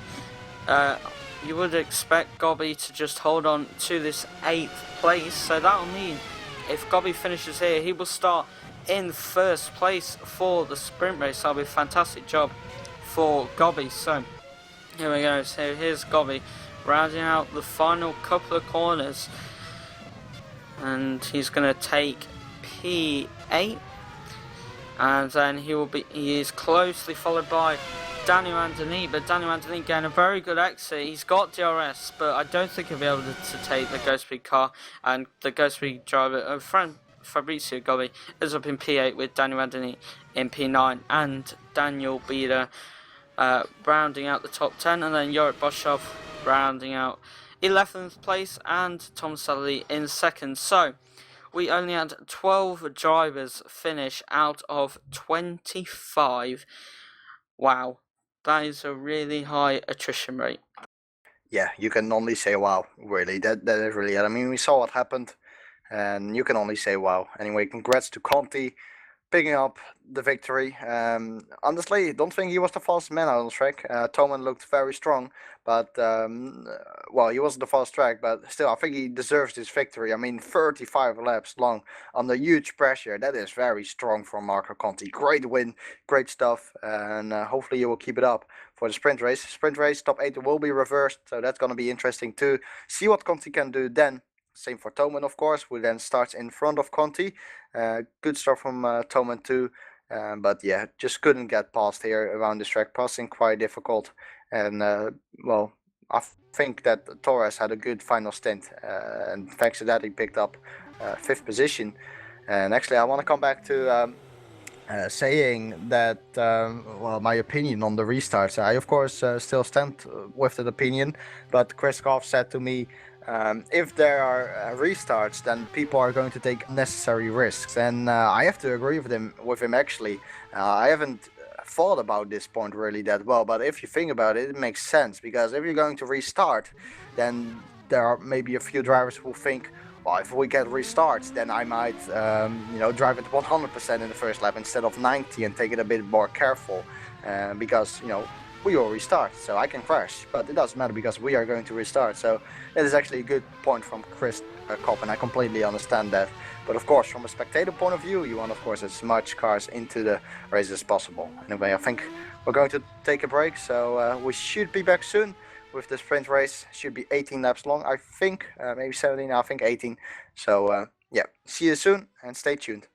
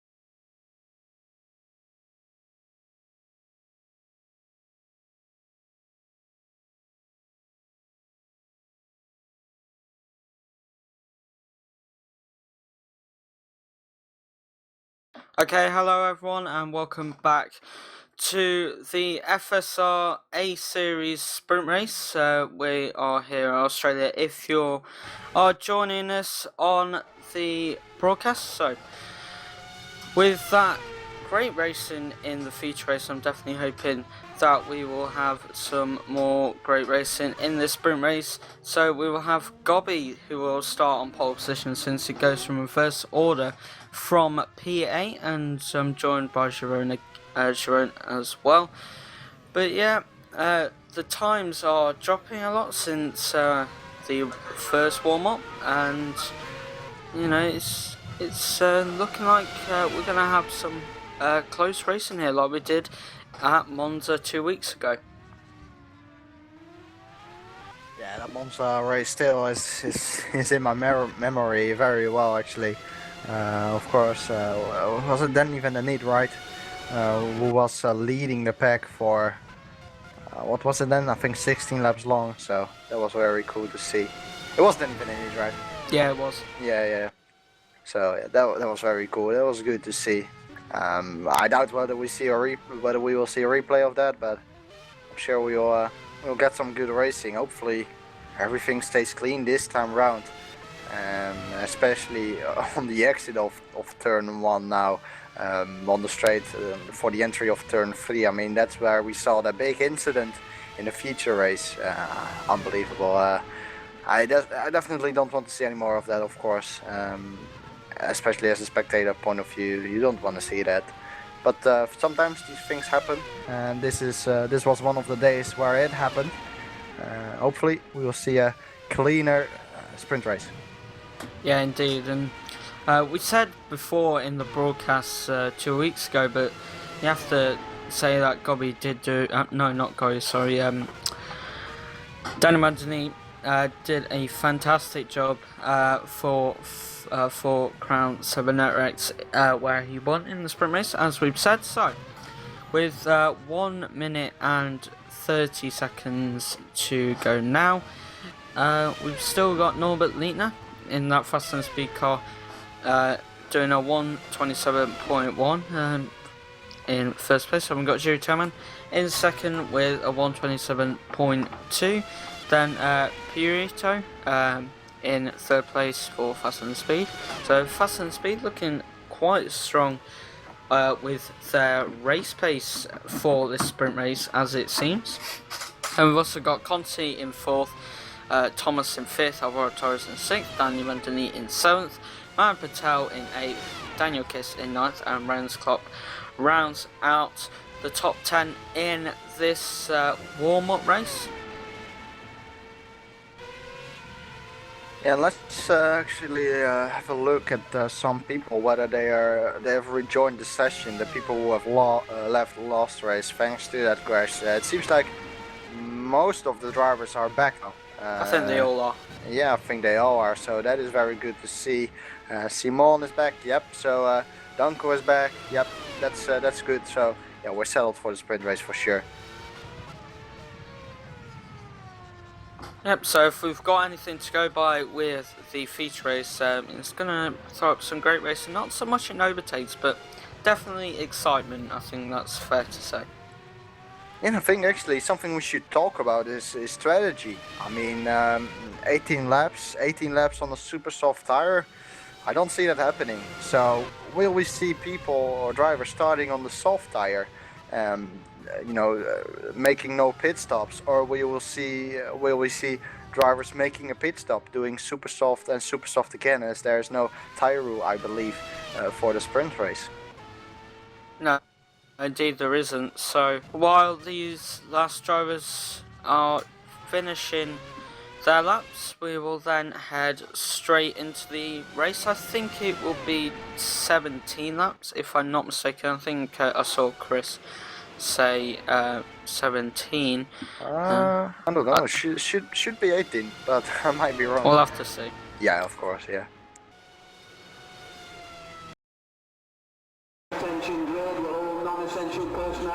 Wow, 35 laps. Yeah. 35 laps. May need a restart on that.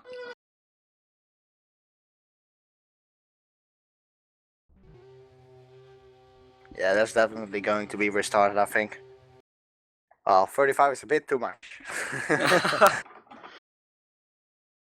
Yeah, it should be either 17 or 18. I think it's 18, but yeah, that's anyway. It doesn't really make that much of a difference because 70 laps on the super soft, you're not gonna make it either. I think so. Yeah, let's see what people are going to decide here in terms of strategy. I look really forward to this actually. I do think that a lot of drivers will go on the soft tire and maybe some on the super soft. Make a pit stop. Although I'm thinking about it, making a pit stop would lose you a little bit of time, I think, because you're also going to end up in traffic. So hopefully, or maybe, we will see most drivers out on soft. I am not really sure. Anyway, Chris Scott is right now sorting out the grid positions again, I think. And oh, wow, wow, wow. Then even the NEAT is now saying there's no rubber out on track. Is that true? I'll just have a look. Yeah, there is. There's marbles all over the track. Yeah. True. So, yep, it are indeed 18 laps. So here we go. This is the right setting. And there we go. So, this Fabrizio Galbi was then taking that first corner. Look at the marbles over there. I presume this is the real road from the race. You can see how much marbles are just being created. It's unbelievable. Yeah, rubber should be from the race. Yeah, that's what Chris said. So yeah, it's indeed from the race.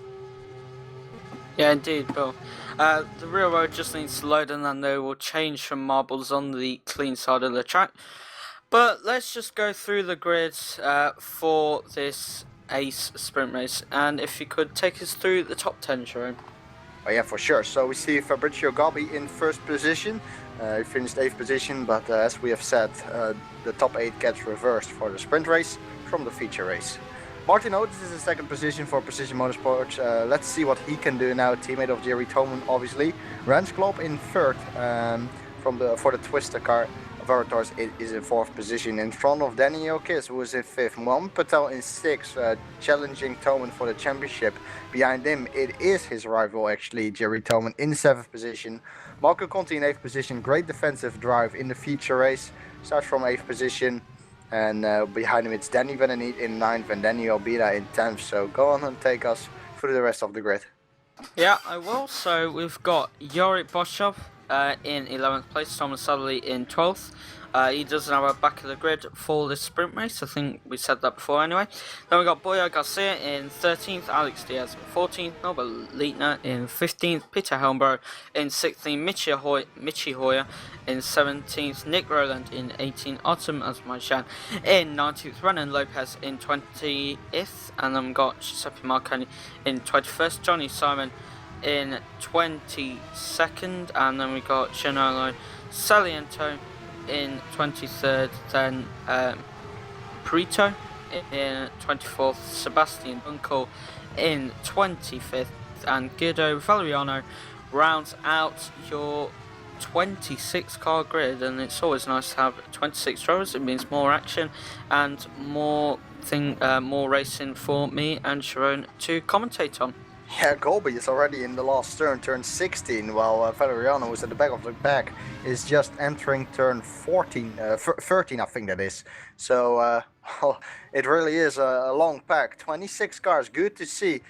So Galbi should slow a little bit more down in order to keep the engine temperature a little bit cooler, because Valeriano still is quite far behind him anyway. Galbi right now gets into his grid slot, so the wait is on now.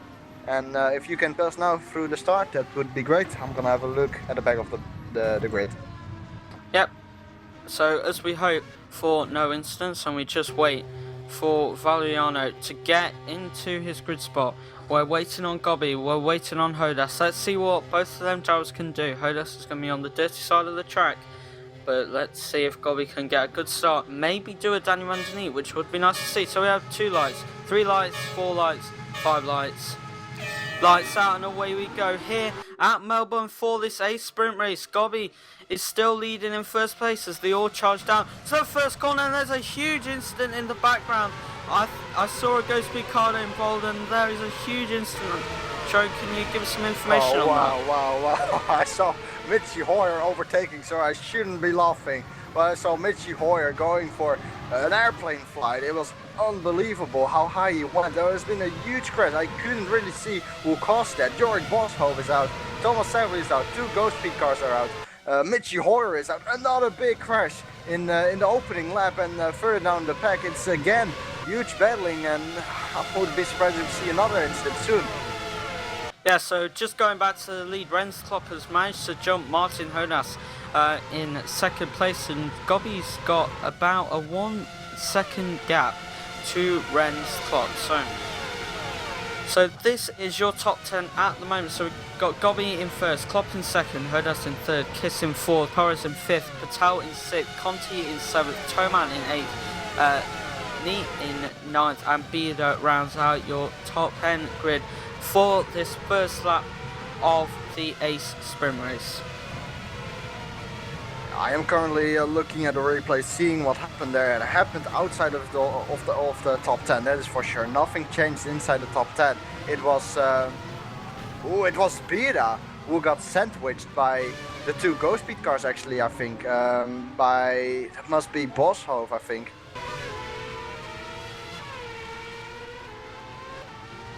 There's been another crash, I think at the moment with Peter Hambro. Yeah, Peter Hambro is into the pits. Oh wow, yeah, another huge crash. What is going on, guys? Keep it clean.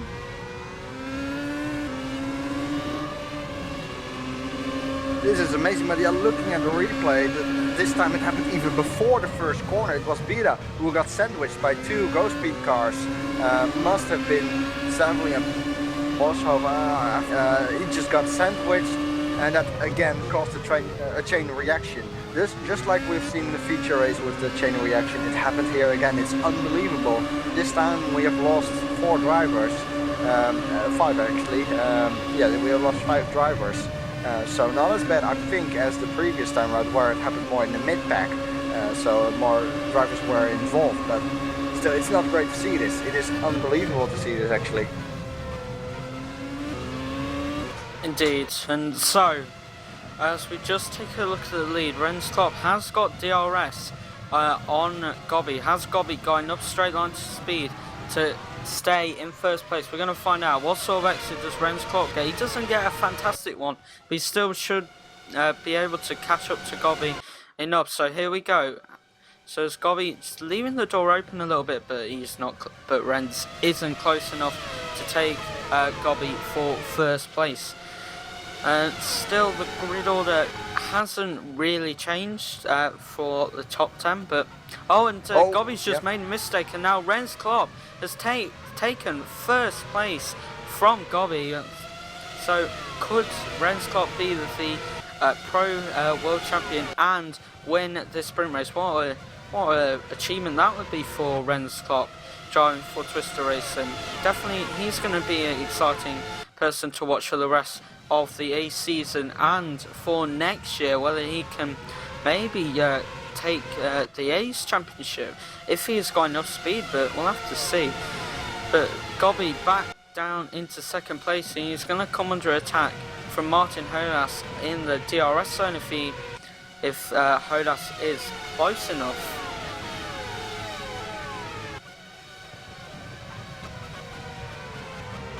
So they're all getting closer together as they're all rounding out the last sector here. So looking at Martin Honas to see if he can go and get past Gobby.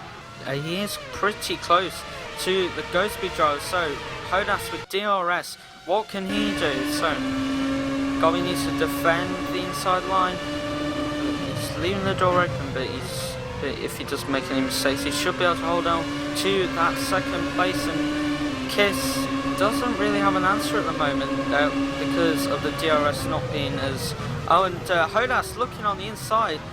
Honas nearly touching Gobby, but that was good driving from both of them. And as I was saying, Kiss can't really attack because the DRS isn't that effective since Honas has also got the DRS. And did I just see someone in the wall there?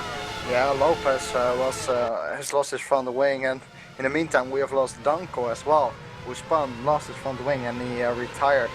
He tried to overtake Marconi down the second straight after turn 2, but it didn't work. He spun, hit the wall, lost his front wing, race over for Danko as well, which is such a shame. When you saw him in qualifying having quite a decent pace, he was up there, but still his race pace and his race craft needs to be a little bit better, I think. 2 retirements and 2 races here, not great for him, of course. Yeah, indeed, but now you look at that gap ahead, we'll have to see what the gap is on this lap. So as Brent's clock just coming around the final corner, what is the gap between him and Gobby now? I think it'll be about 2 seconds, but as we can see, Hodas getting closer. It's actually 1.8 now, and Hodas just isn't close enough to try and overtake Gobby. But then you've got Kiss getting a very good exit out of turn 1. He's going to have DRS. Has he got enough of a slipstream advantage to go round the outside into turn 3? No, he hasn't. He can't get around turn 3, but Hodas blocks and defends up his position well. So the grid order still unchanged, sorry, with Gobby still leading Hodas and Kiss. Yes, correct. So Lopez, we saw him, back marker, losing his front wing. He's in the pits now, trying to get his car repaired, but this reminds us a little bit of 2 weeks ago in Monza, where we saw Danny Van Der leading the pack every time. It's not Danny Van Der currently was leading as Rens Klopp, but behind that it's Gobby. And Gobby is, well, let's be honest, he's holding up the guys behind him slightly, although Hodas doesn't seem to have that great pace either. It is great though, because you see a lot of battling then in this group of this train, a lot of twister cars in there. You can see 3 times the blue color of the twister car. I think that's blue, anyway, I'm colorblind, so I shouldn't really judge on this, but yeah, 3 twister cars in this battle. And it's all for second position, so if they can close up to each other a little bit more, we maybe have a little bit more of battling, but currently Rens Klopp is having that buffer of Gobby in between him and the rest of the pack, and that is helping him so far to extend the gap. 2.2 seconds it is right now for Rens Klopp. If he keeps on going like this and manages his tire wear, the win might be even his if he can keep this up. He's currently doing an awesome job, and Gobby at the moment isn't lapping that bad either. I mean, he's still in front of Hodas. Hodas doesn't seem really to be that aggressive and being able to attack him, so yeah, good stuff from Gobby as well. Don't forget that, obviously, under a lot of pressure at the moment from all the drivers who are behind him. Yeah, indeed, and we've actually, like you were saying about this train, it's actually a ghost speed train. So, anyway, but yeah, the order's still unchanged, and as you were saying, it's pretty much a repeat of Monza in this sprint race. There isn't really much overtaking going on. There isn't many overtaking spots here at Australia, as we just see Patel getting ever closer to Alvaro Torres. So, oh, Gobby went wide. Gobby went wide. This is gonna allow Hodas maybe to overtake him. He tries the undercut. No, it doesn't work. Oh, here comes Daniel Kiss, and Daniel make Kiss a little bit of contact. Yeah, a little bit of contact indeed between them, touching each other's wheels. Oh, there's now down the inside. Oh, careful. Daniel Kiss just turning in like Hodas was in there. A little bit of dive bomb probably as well from Hodas, but still, it's all racing. Hodas now having the poor exit out of turn 16 on the threat from Alvaro Torres, and this is a great train of battling right now. And anyway, Fabrizio Gobby is still in front of Daniel Kiss then. It's just and Kiss who are battling, and in the end Hodas only lost 1 position there. And actually it's look at this, a lot of cars heading down into that third corner. I love to see this. Oh, and we see Conti locking up Toman. This is his opportunity, going around the outside of turn 4. That's not gonna happen. No, that is indeed not gonna happen. Wow, Conti locking up for turn 3, and Toman not able to take advantage of that. And I actually just wanted to ask how Conti ended up again in front of Toman, because Toman is once again behind Conti and cannot overtake him, just like the feature race. But Toman did start in front of Conti, so I don't know how he ended up behind him actually. No, I don't either, so maybe you could look into that for us, and I'll keep a check on the front of the field if that's alright, Jeroen. Yeah, sure, I'm gonna do that right now. I think it has something to do with the first lap, but we'll see. Okay.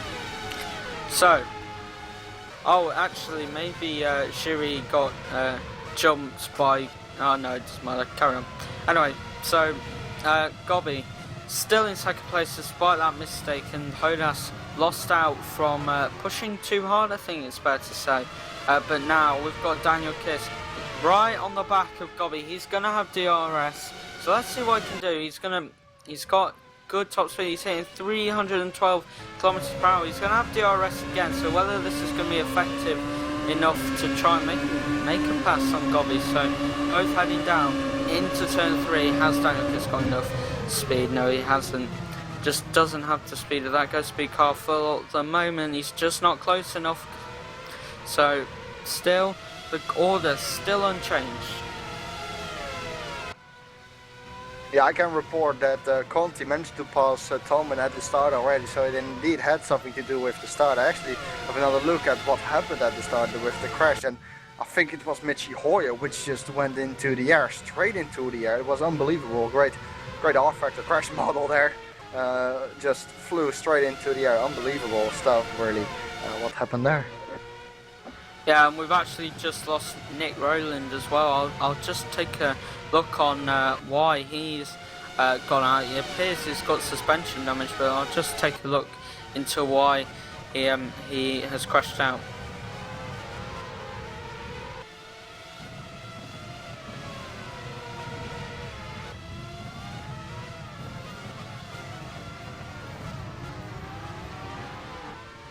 So Rens Klopp is doing an awesome job at the moment, entering lap 8 at the moment, and 3.6 seconds is the gap to Fabrizio Gobbi. It is now 4 seconds, so he gained another 4 tenths in the final sector. Rens Klopp doing an awesome job here, looking good for a victory. Having a look at this tire shape, it's still decent. I don't see any big flat spots or anything like that. He's just managing his tires, and this is something you can give to Rens, this objective. I mean, save your tires.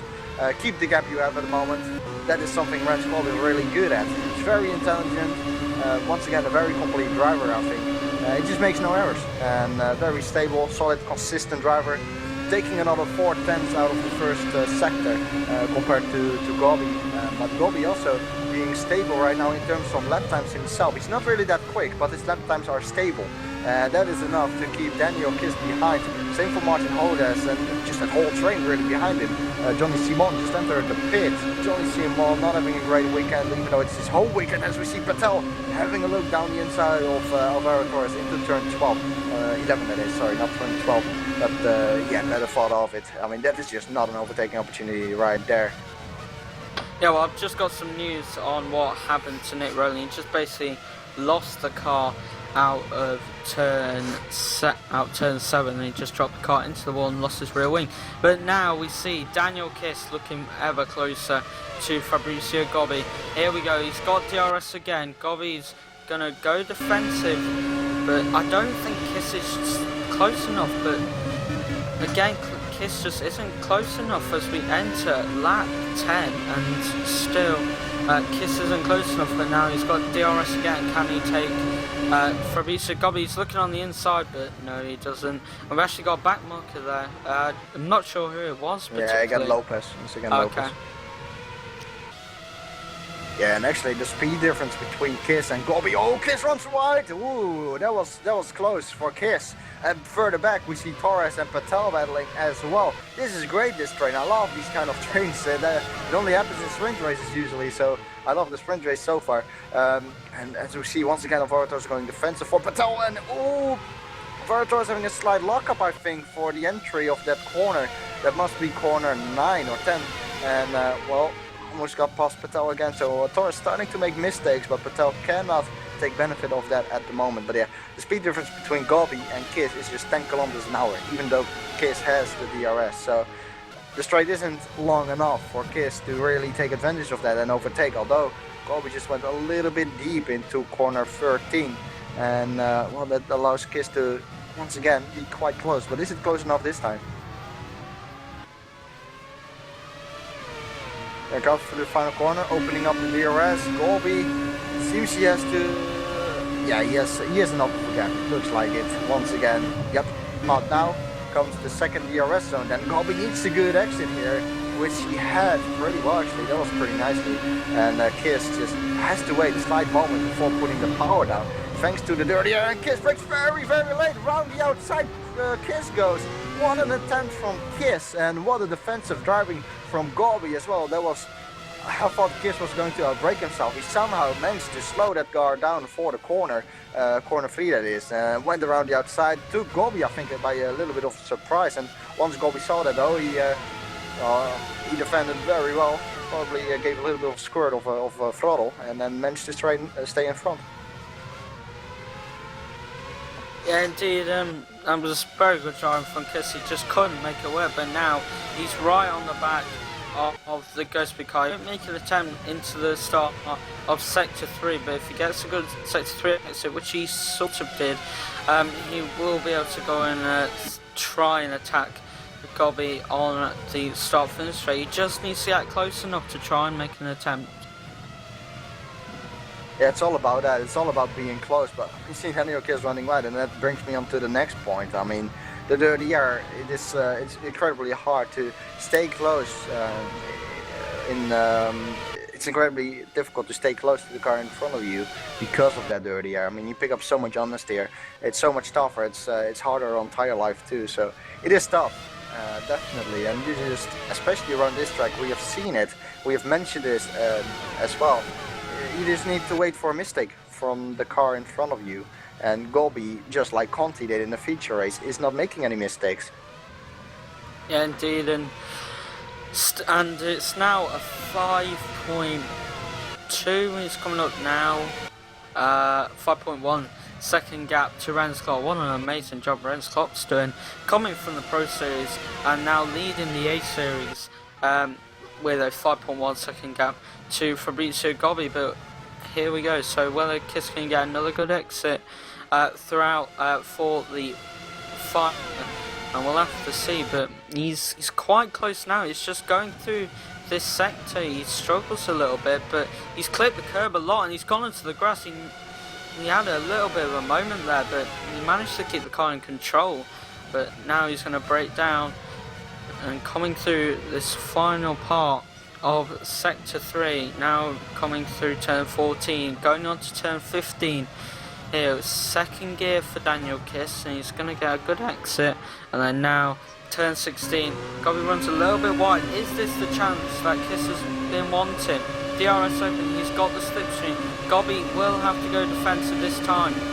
Kiss is looking on the inside, but Gobby keeps the place. He's keeping his cool, and he's still remaining in second. Kiss is trying desperately to get past that Ghostby car, and actually Gobby's left the door open, but Daniel Kiss just can't get past. And as we can see, this train of cars is exactly what we saw in Monza, and it goes from Juri Chairman all the way up to Gobby, so all for a fight for second place. And let's just see if any of the tyres go off, and if Kiss is just destroying his tyres, and it may just go off, but we'll have to see.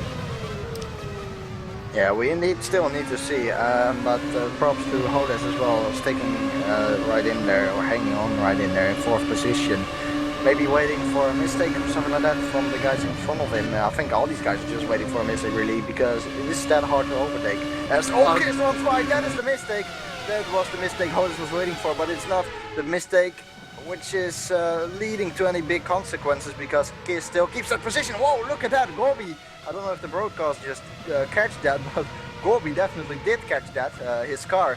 As he had a lot of understeer, or oversteer, sorry, not understeer, a lot of oversteer, a lot of wiggling, and Torres spins! And he catches Conti and Toman into that. And Torres rejoined the track, careful Torres. And Conti now is the unlucky guy there. What's he gonna do? Is he going to pit? Conti is going to pit, yes. Oh, this is unlucky stuff for Conti. Getting caught up in that incident with Torres. Just went too deep, I think, into corner 15, that is. And Gobby goes deep into turn 3 as well. It's all kicking off right now. Torres just going too deep into corner 15.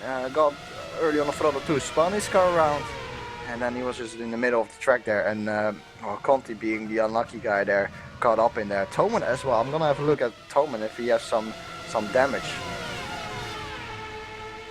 But yeah, Gobby still leading from Daniel Kiss, but you can see Daniel Kiss is getting quite frustrated with having that Ghost Speed car in front of him. He really wants to get past, but maybe if he just gets close enough out of on the start finish rate, he maybe can have a go and take Gobby. But he's got a good exit out of the complex of them corners.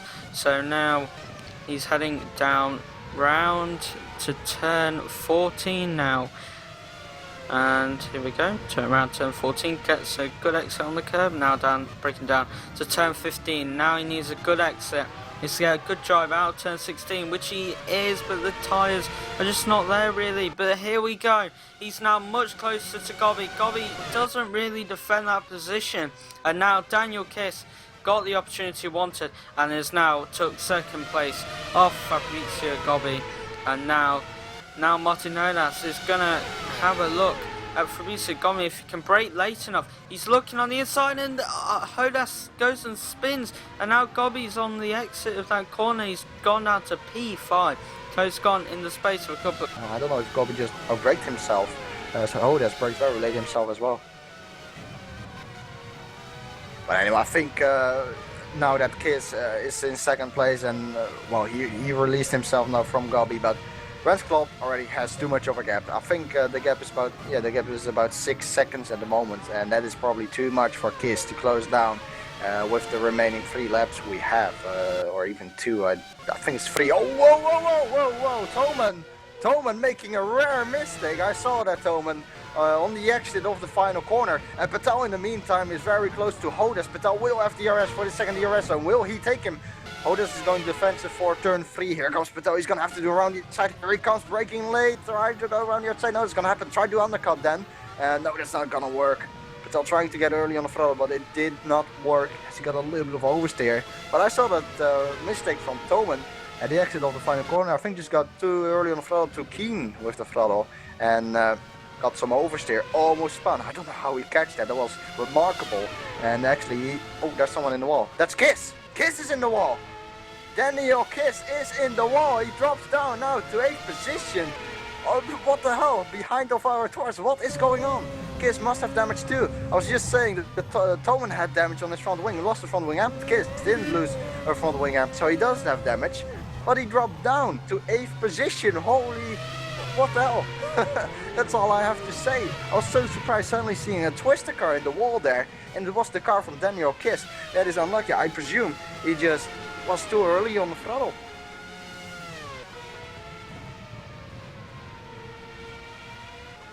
That's all I really can say. I think he just went too early on the throttle, and I suddenly saw him in the wall there. Wow. And that means that Hodas is right now in second position, defending Mohammed Patel. Wow, I'm speechless.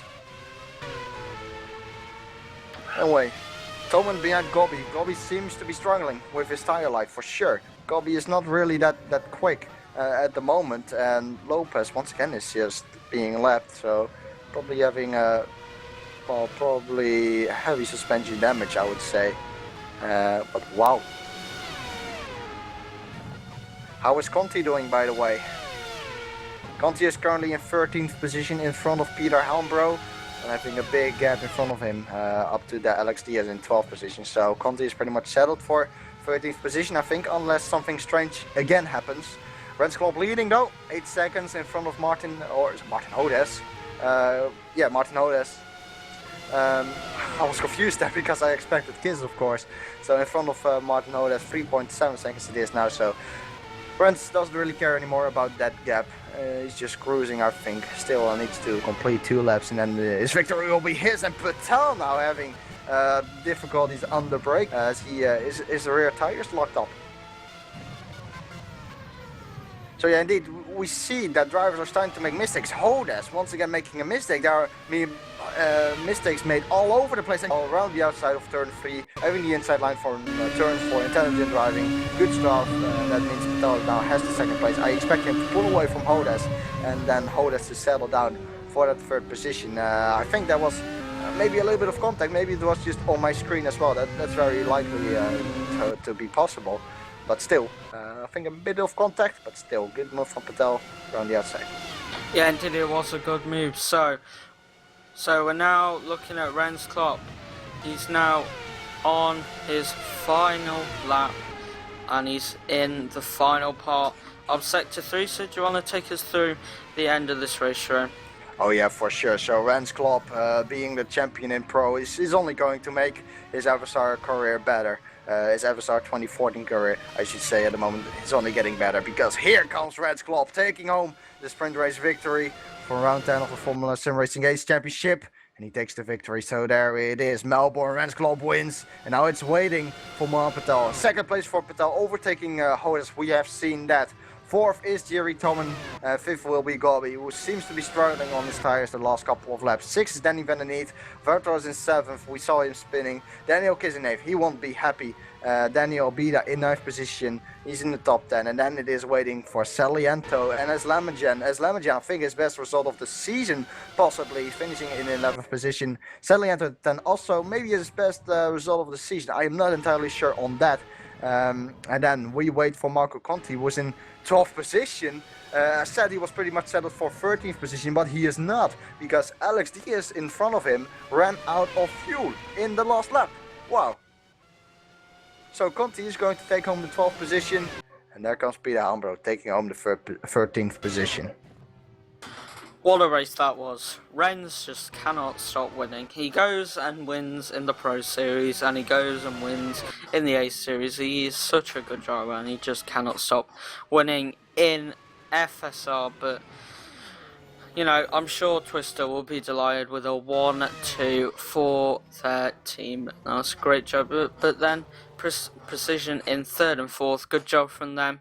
Gobby did a good job to get fifth, and then you've got the Crown 7 Network duo of Daniel van der Neet and Alvaro Torres in sixth and seventh. Then we got Daniel Kiss. He, like you said, he will be disappointed with getting eighth, because he, as soon as he finished, he just left the service straight away. So I think you can tell that he wasn't very happy. But then you got Bida in 9th place for Abercrombie Racing, and Saliento rounds out the top 10 of an eventful and exciting Ace Series sprint race. Yeah, eventful it has been for sure. Once again, the sprint race kicks up a lot of action, more than the feature race. I mean, let's be honest, the same happened in Monza too, where the sprint race was just a lot more exciting than the feature race. But so be it. I mean, we have seen a huge crash as well in the feature race.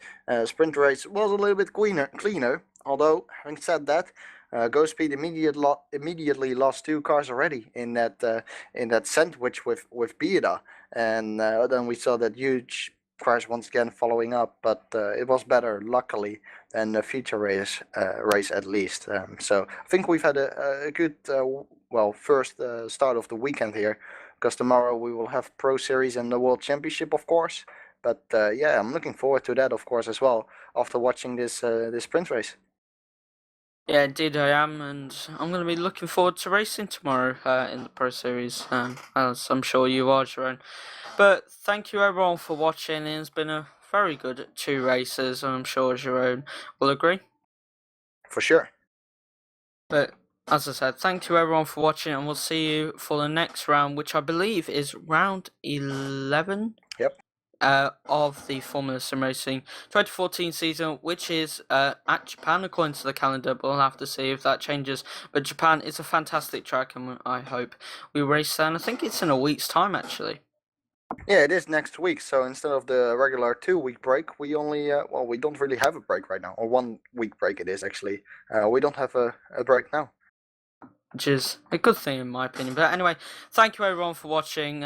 We've enjoyed commentating for you, and we'll see you for round 11 of the Formula SimRacing 2014 season in Ace. Goodbye.